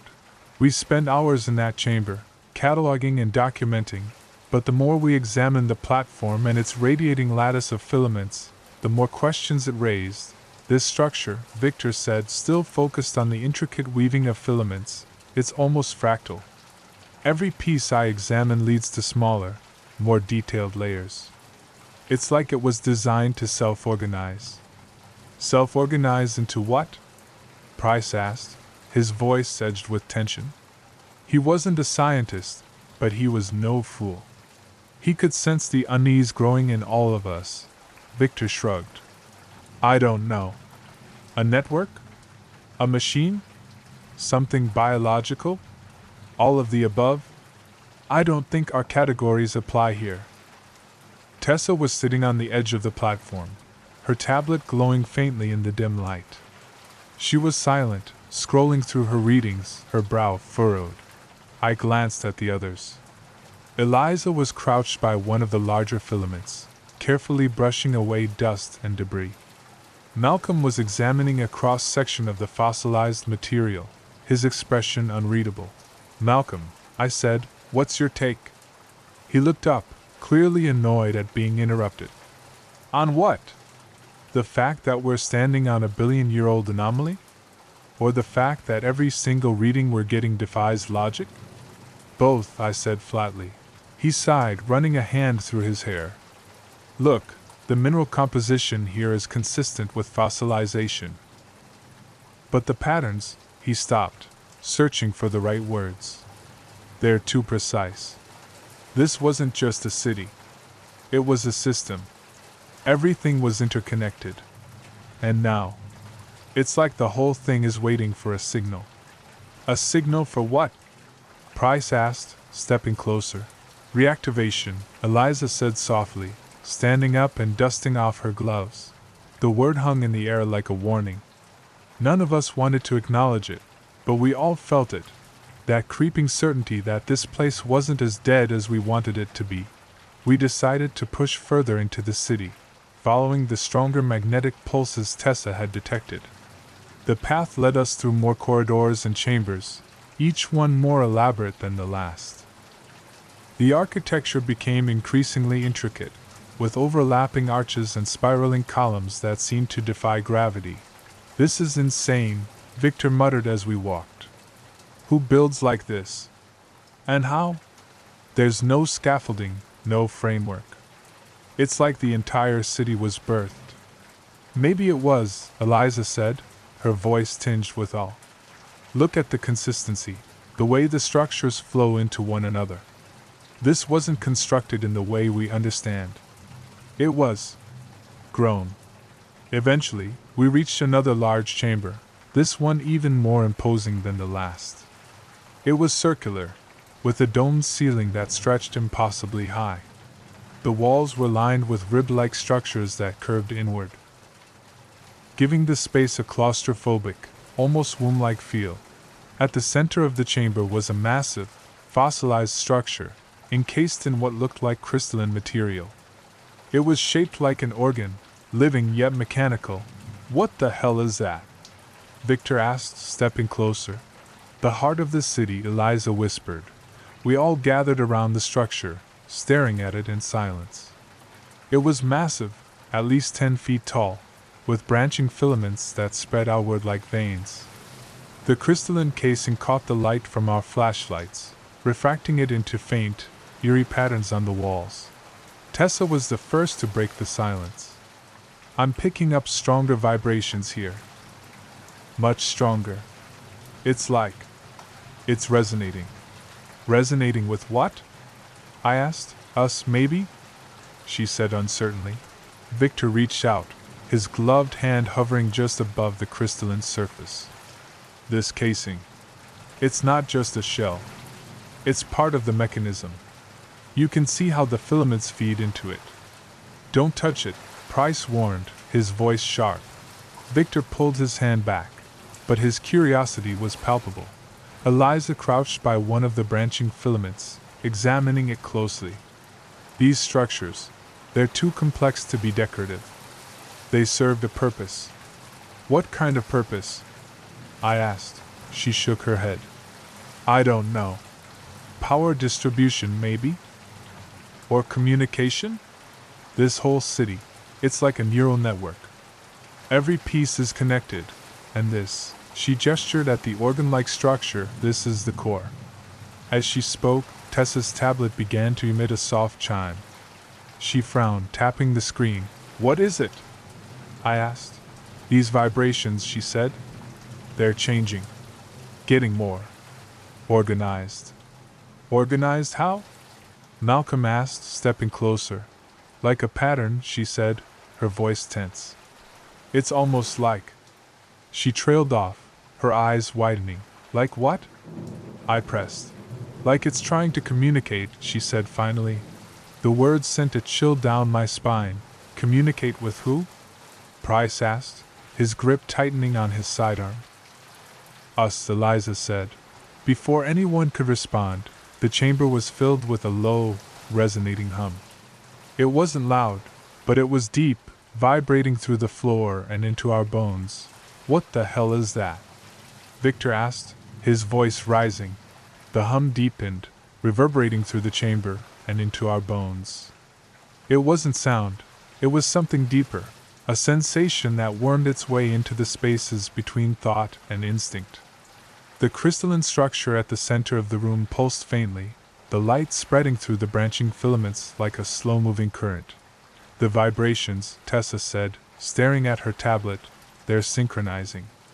Look at this. She turned the screen toward us, showing a series of rising waveforms. It's generating a pattern. A pattern of what? Price snapped, his hand tightening on his sidearm. I don't know, Tessa shouted, her voice on edge. This isn't like anything I've ever seen. Tessa was furiously tapping at her tablet, the glow of the screen reflecting off her wide, pale face.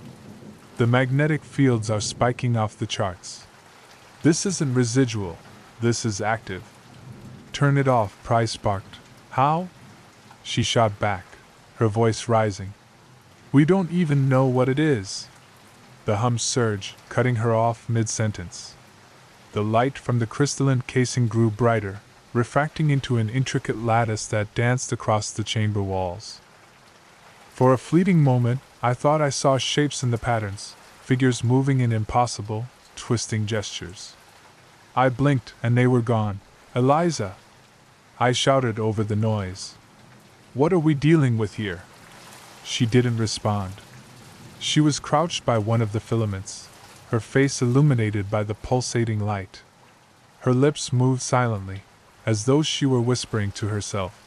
Eliza! I barked again, louder this time. She looked up, her eyes glassy. It's communicating, she said, her voice distant, reverent. It's showing us something. Showing us what? I demanded. Before she could answer, the hum shifted. It wasn't louder, but deeper, more resonant, vibrating through my chest.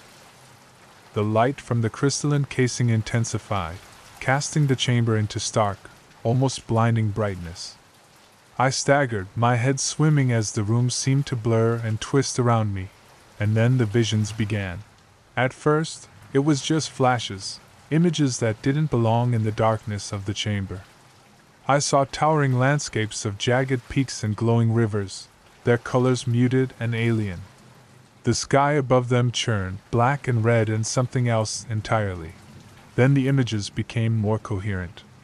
For a brief, horrifying moment, I was somewhere else, a vast, alien landscape stretching endlessly beneath a sky fractured by jagged lines of light. Towering structures rose from the ground, their forms impossible, their surfaces rippling like living flesh. The figures were there too, moving among the structures, their bodies twisting in synchronized gestures that felt ritualistic, purposeful. Do you see it? Eliza's voice cut through the vision, sharp and urgent. I see it, I said, my voice trembling. It's not real, Malcolm muttered, though his tone lacked conviction. He was staring at the same vision, his lips moving soundlessly as if he were trying to decipher something. The figures in the vision shifted, their forms bending and twisting in ways that made my stomach churn. Their limbs elongated unnaturally, their torsos folding inward and then expanding outward in a grotesque display of fluidity. They were communicating, not with words, but with their bodies, their contortions conveying something I couldn't comprehend. What are they doing? Victor asked, his voice barely a whisper. Speaking, Eliza said. She took a step forward, her eyes locked on the glowing casing. I think I understand them. Understand what? Price demanded. What are you talking about? Eliza didn't answer. Her gaze was fixed on the figures in the vision, her expression one of awe and terror. They're trying to show us something. The vision shifted again, the alien landscape dissolving into incomprehensible patterns, geometric shapes that folded and unfolded upon themselves, defying the laws of space and time. I felt a sharp pain behind my eyes, and I staggered, clutching my head. Malcolm let out a low groan, drawing our attention. He was hunched over, his hands gripping his temples. "Do you hear that?" he muttered, his voice strained. "Hear what?" I asked. The words," he said, his voice trembling. "It's like whispers, but not. I can't make sense of it." "Malcolm, you're not making sense," Price said, stepping toward him. "What words?" "They're not words," Malcolm snapped, his voice rising. "It's something else. Something different." "Malcolm," I said, stepping toward him. "What are you?" And then my vision began to distort. The walls of the chamber rippled, the fossilized filaments seeming to pulse in time with the vibrations. Patterns appeared on the surfaces, spirals, lattices, shapes that felt as though they were alive. "No," I muttered, squeezing my eyes shut. "It's not real. It's not real." When I opened them, the patterns were still there, shifting and flowing like liquid. "Adrian," Eliza said, her voice pulling me back. She was standing by the crystalline casing again, her hand hovering just above it. "This isn't just a machine. It's a memory. A record of what this place was." "And what was it?" Price asked, his tone edged with frustration. "A network," she said. "A system. Everything here, this city, it's all connected. It's all alive. It's hibernating," Malcolm said suddenly, his voice clear and steady. "She's right. It's waiting to wake up." "The second part.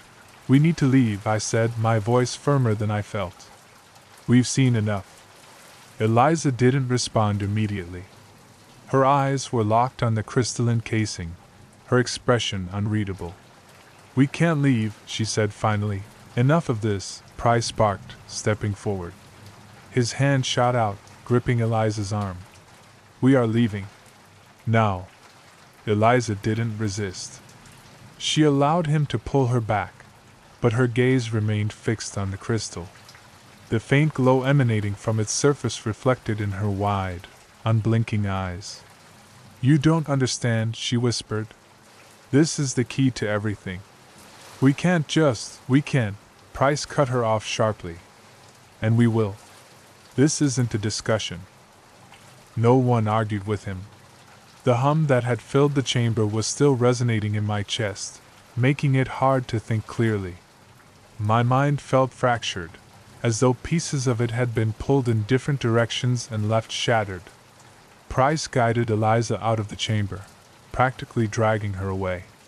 She twisted her neck to look back at the structure, her face caught between awe and frustration. Victor, Tessa, Malcolm, and I trailed behind. It didn't take long for me to notice that Victor had begun limping. His hand was pressed against his knee. Every few steps, I heard a faint, disconcerting crack. "You all right?" I asked. He nodded, though his face was tired and drawn. "My joints are just starting to feel loose. Like they're not centered right." "What do you mean?" "I don't know," he admitted. "It doesn't hurt though. I'm good for right now." I nodded as I flexed my fingers absently, the gloves on my hands feeling tighter than they should. Without thinking, I pulled one off as we walked. The cool air bit into my skin, but the sensation was fleeting. The cold air wasn't the reason I had stopped in my tracks, it was my hand. The skin was uneven, rippling faintly as if something just beneath the surface was shifting. My pores were larger than they should have been, their edges rounded like tiny, yawning spirals. I turned my hand under my flashlight's beam. The skin moved unnaturally, almost imperceptibly. "What is it?" Victor asked, stopping beside me. "Nothing," I lied, quickly pulling the glove back on. "Just needed a moment." "Guys," Tessa interrupted, "something's not right. We've passed this corridor before." She was right. The path ahead was disturbingly familiar, The same ribbed walls and branching arches we'd already walked through. The patterns in the fossilized surfaces were identical, down to the smallest detail. Price halted abruptly. "What the hell are you talking about?" "We're going in circles," Tessa said, her voice firm. She held up the tablet, its screen displaying a jumble of readings. "These match exactly with what I logged 20 minutes ago." "That's impossible," Malcolm groaned. "We've been following the same path." "There's no way." "Enough," Price barked, his frustration cutting through the rising tension. He slammed the butt of his flashlight against the wall, the sharp sound echoing down the passageway. "We'll double back. Find another route. Keep moving." But every turn led us deeper into the labyrinth. The corridors twisted in subtle, almost imperceptible ways, their layout warping into something that defied reason.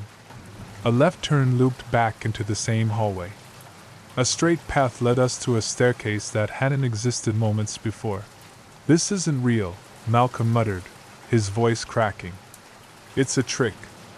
A hallucination." "It's the city," Eliza said softly. There was a strange reverence in her voice. "It's shifting for us." Price's grip tightened on his flashlight. "Stop," he said through gritted teeth. "Just keep moving." The path ahead was indistinguishable from the one behind, but we pushed forward anyway, desperation driving us. That seemingly familiar path decided to take us somewhere different than usual. It took us to a doorway. It was massive, framed by fossilized ridges that spiraled inward like the iris of a towering, petrified eye. The edges shimmered faintly under our flashlights.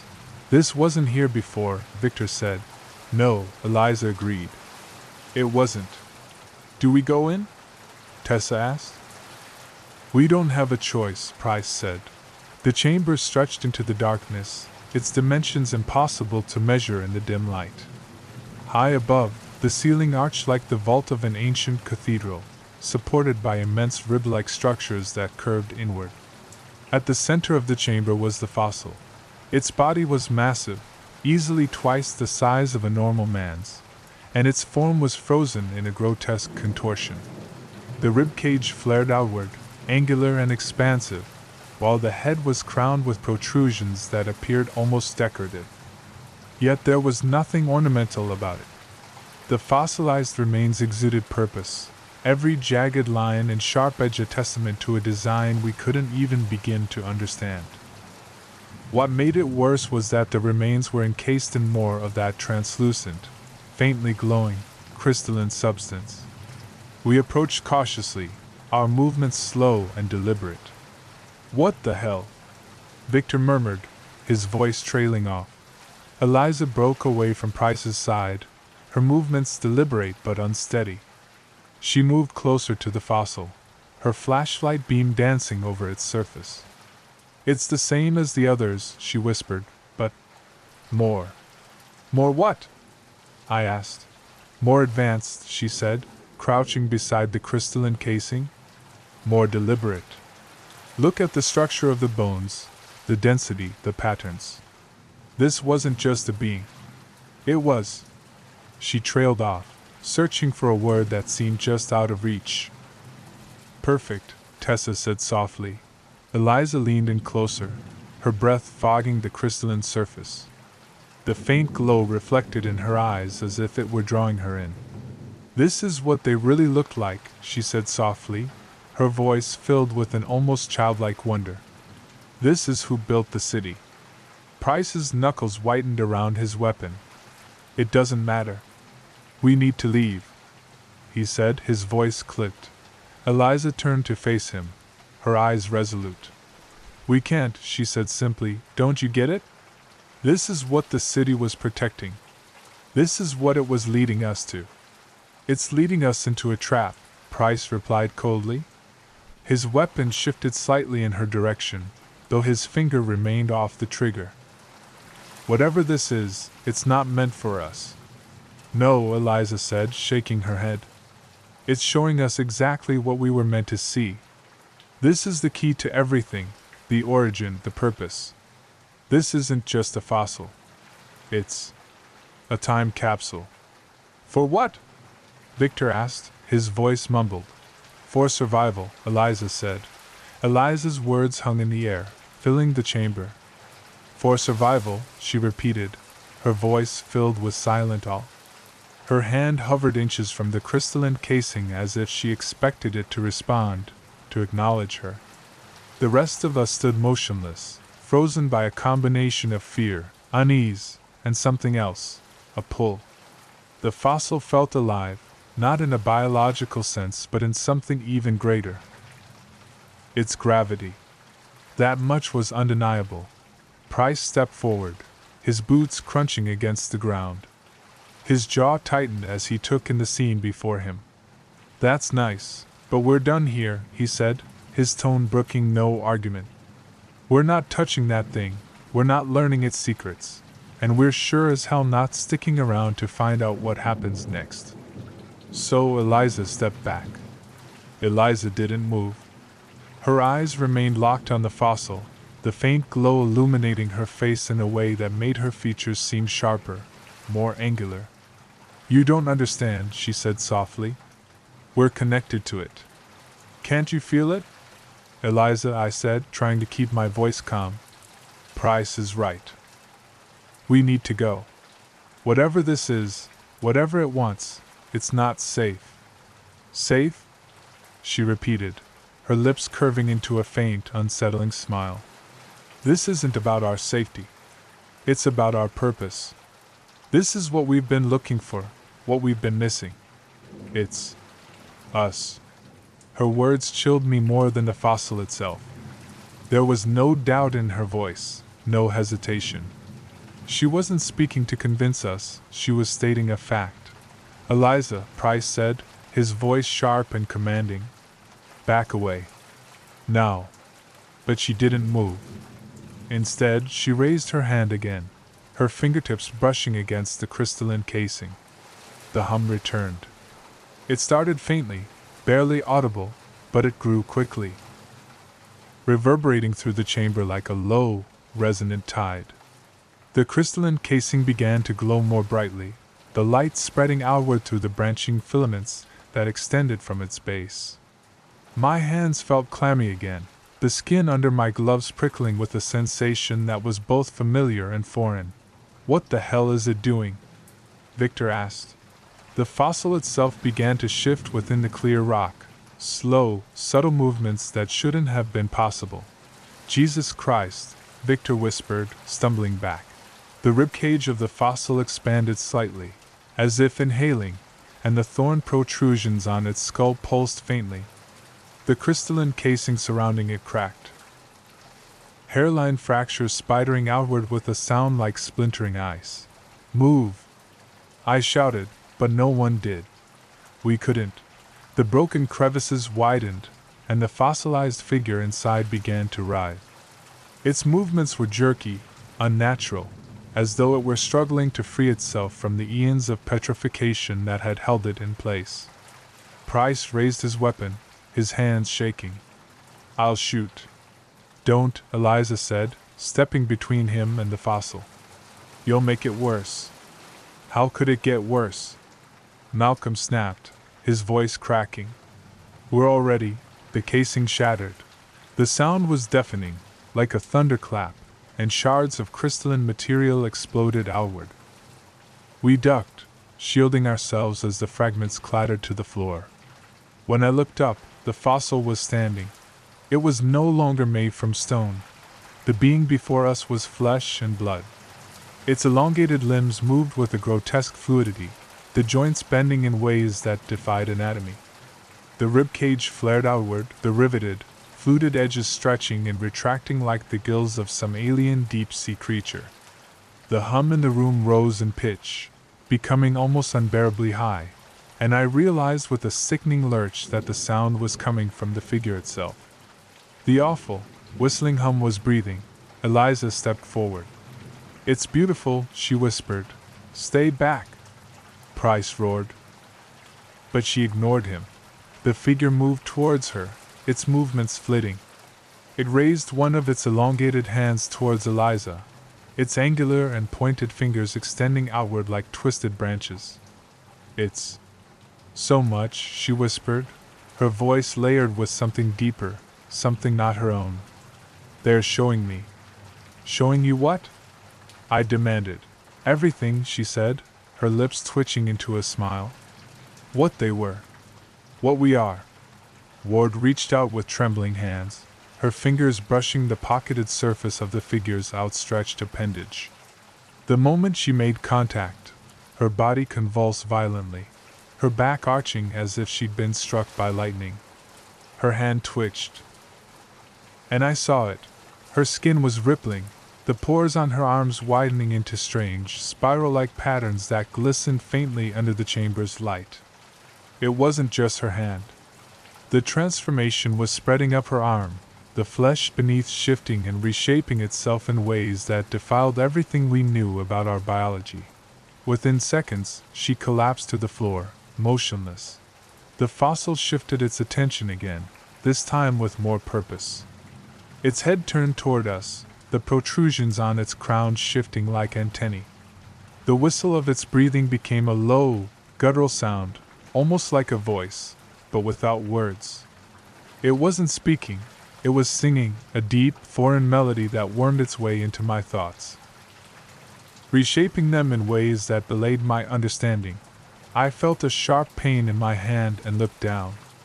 My skin was moving again, the pores widening, the surface rippling like liquid. I flexed my fingers, and the movement sent a wave of nausea through me. I could hear the motion of my own body in ways I couldn't comprehend. What's happening to us? Victor muttered, staring at his own arm. His elbow twisted and bent in the wrong direction with an audible pop. But he didn't seem to feel any pain. It's changing us, Tessa said, her voice shaking. It's restoring us. To what?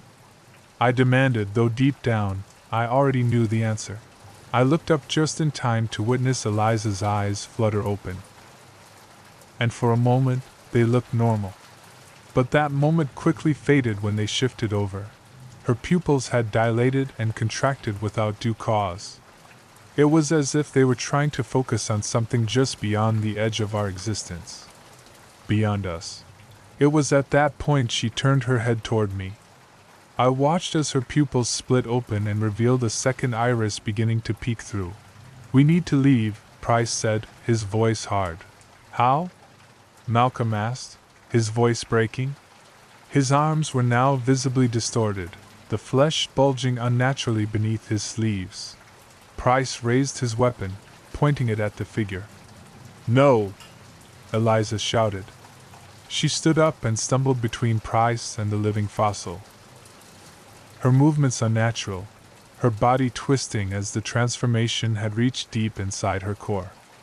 You don't understand. It's not an enemy. It's us. Price didn't hesitate. He fired. The gunshot echoed through the chamber, deafening in the enclosed space. The bullet struck the fossil's ribcage, splintering the porous surface but doing little else. The figure turned toward Price as if his act of aggression had compelled something within it. The being raised its hand towards us, its elongated fingers twitching in a rhythmic, almost dance-like pattern. The hum in the chamber deepened. Shapes began to form in the air around us, intricate geometric patterns that flickered like static. I clutched my head as a sharp pain lanced through my skull. Images flooded my mind, landscapes of impossible configurations, endless cities stretching into infinity, and figures, dozens of them, moving in synchronized, choreographed gestures. I stumbled, falling to my knees. The visions were relentless, each one more vivid and incomprehensible than the last. I could feel my body changing, the pores spreading all throughout my form, expanding further, my skin shifting like it no longer belonged to me, bubbling, growing. The being stepped closer, and I saw its torso expand slightly, as if drawing in air. Its chest opened, not with a mechanical movement, but like a flower unfurling. Inside was something worse than flesh, a latticework of veins, tendons, and translucent organs, pulsing with a sickly yellow light. Its movements began making sense to me, forming words through its very gesticulations directly into my mind. I couldn't look away. I was transfixed on it. The light in its chest grew into my eyes until it consumed my vision. For a moment, there was nothing around me, just an endless expanse of white, stretching in all directions. And then the visions returned, stronger, clearer. I saw the city as it once was, alive and pulsating, its structures flowing and shifting as a united coalition of living organisms.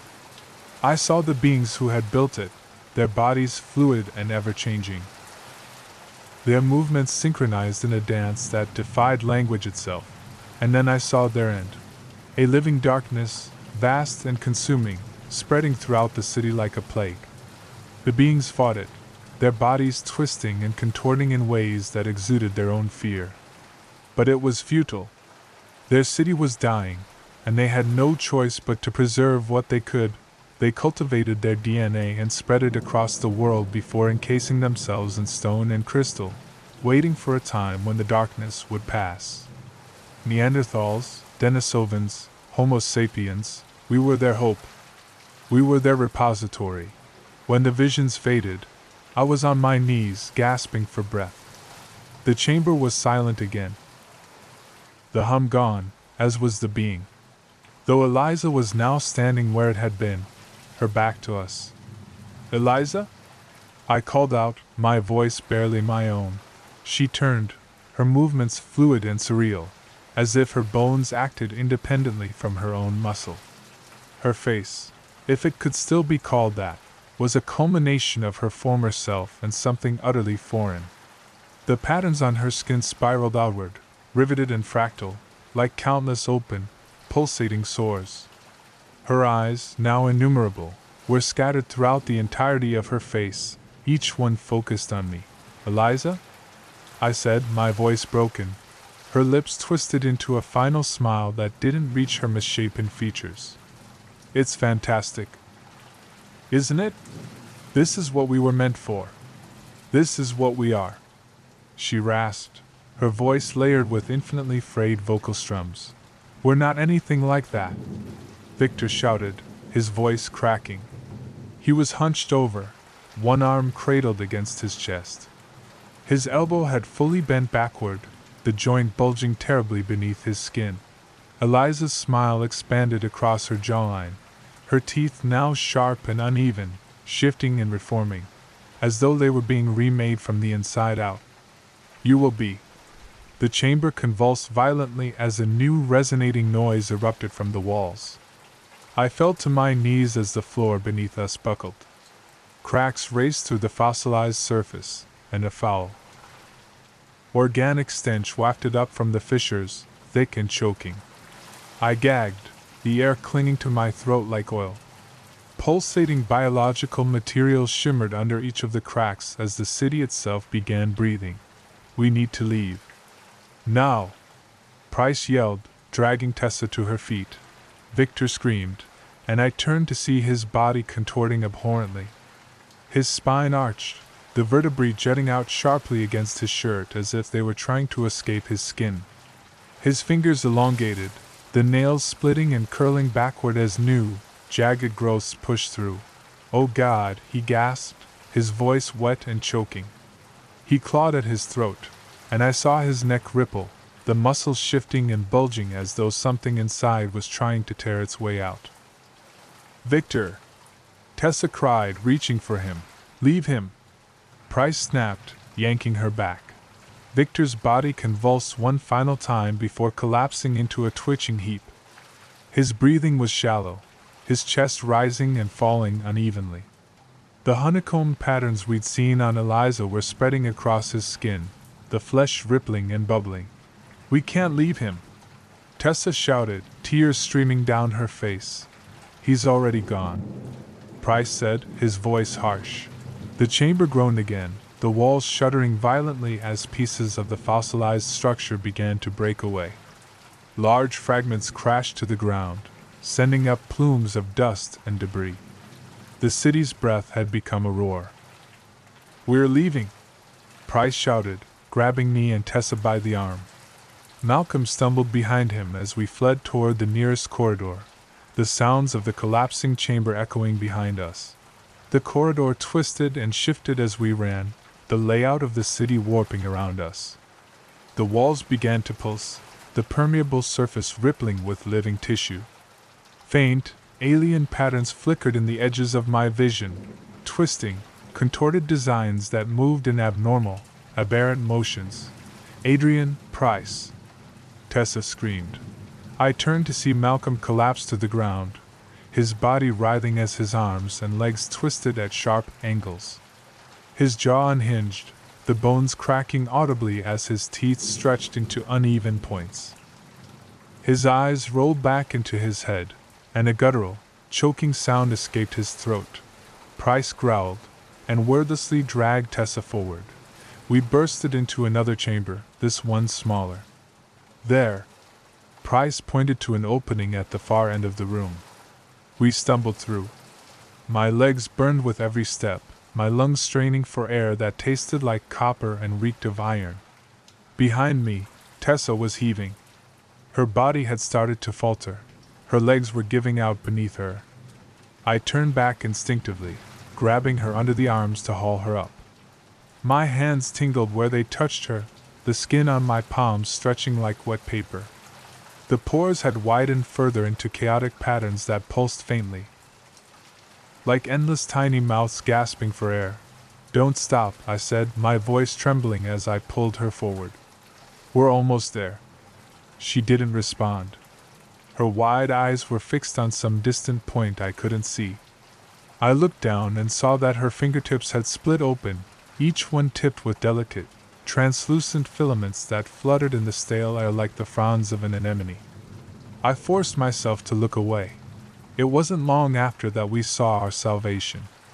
The floodlights near the elevator shaft illuminated our path, a faint promise of survival etched into the dim light of the corridor's end.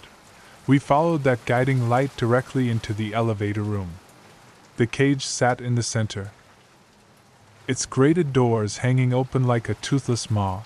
"Get in," Price shouted, his flashlight beam dancing wildly across the room as he ran forward. The three of us stumbled into the elevator, Price slamming the gate shut behind us. He grabbed the lever and yanked it down hard. For a moment, nothing happened, and I felt my stomach twist. Then, with a lurch that nearly knocked us off our feet, the cage began to ascend. The roar of the city below us deepened, resonating through the metal frame of our frail haven. I clung to the railing, my new hands leaving faint smudges of something viscous on the metal. "We're going too slow," Tessa whispered. Price didn't respond. His jaw was clenched, his knuckles white as he gripped the lever. The elevator groaned under the strain, the cables above us creaking ominously. A deafening cacophony of noise erupted from below, and I turned to see the shaft collapsing under us, the walls folding inward like the crushing fist of some ancient, unseen colossus. The city was consuming itself for a purpose unknown, altering what it had been and closing the chapter we had so foolishly reopened. A wave of dust and debris climbed up the shaft with terrifying speed as the crevice under us fluctuated. "Hold on!" Price shouted. The elevator jolted violently as the cables strained, the motor above us whining in protest. Dust and fragments of rock rained down, and I shielded my head.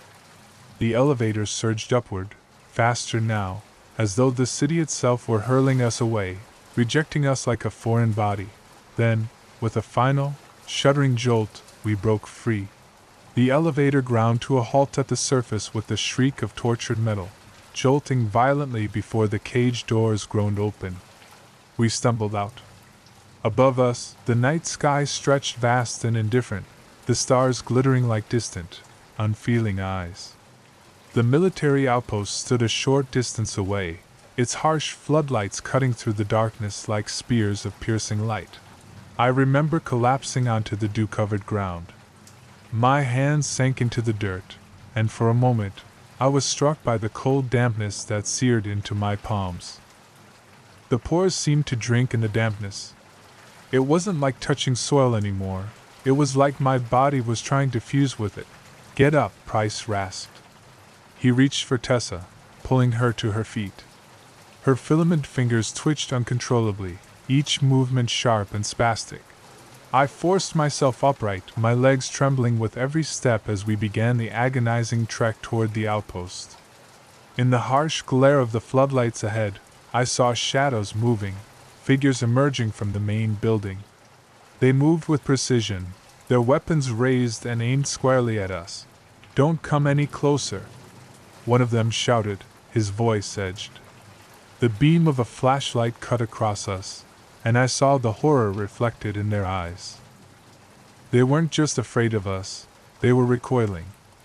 Price began, but he stopped mid-sentence, clutching his stomach with a low groan. He fell to his knees, his head bowing as his shoulders convulsed. His fingers clawed at his chest. "Price!" I shouted, rushing to his side, but he raised a trembling hand to stop me. "Stay back," he choked out, his voice thick with pain. I hesitated, helpless, as his body began to convulse. The permeable patterns on his skin darkened, spreading rapidly across his chest and limbs like a malignant tide. His ribs shifted beneath his skin, pressing outward in malformed, misshapen shapes. His spine arched sharply, and I heard the sickening crack of bone as his arms elongated. His eyes, once clear and defiant, blackened into dozens of pupil-like specks, the increasing number of dark voids swallowing the light around them. Tessa let out a strangled cry behind me that tore my attention from Price.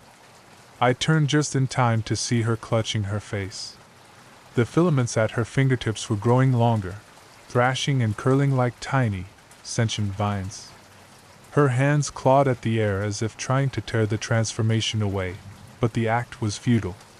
She collapsed, writhing on the ground, her body convulsing as the transformation overtook her completely. Her legs twisted, the bones audibly snapping and reforming, her torso elongating as honeycomb-like patterns etched themselves across her exposed skin. She wasn't crying anymore. She wasn't screaming. She was changing, and so was I. I wanted to scream. My mind begged for it, clawing desperately at the edges of my sanity, but no sound came. My throat refused to obey, my body frozen in place.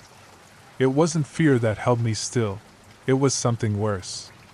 My legs refused to move, no longer mine to command.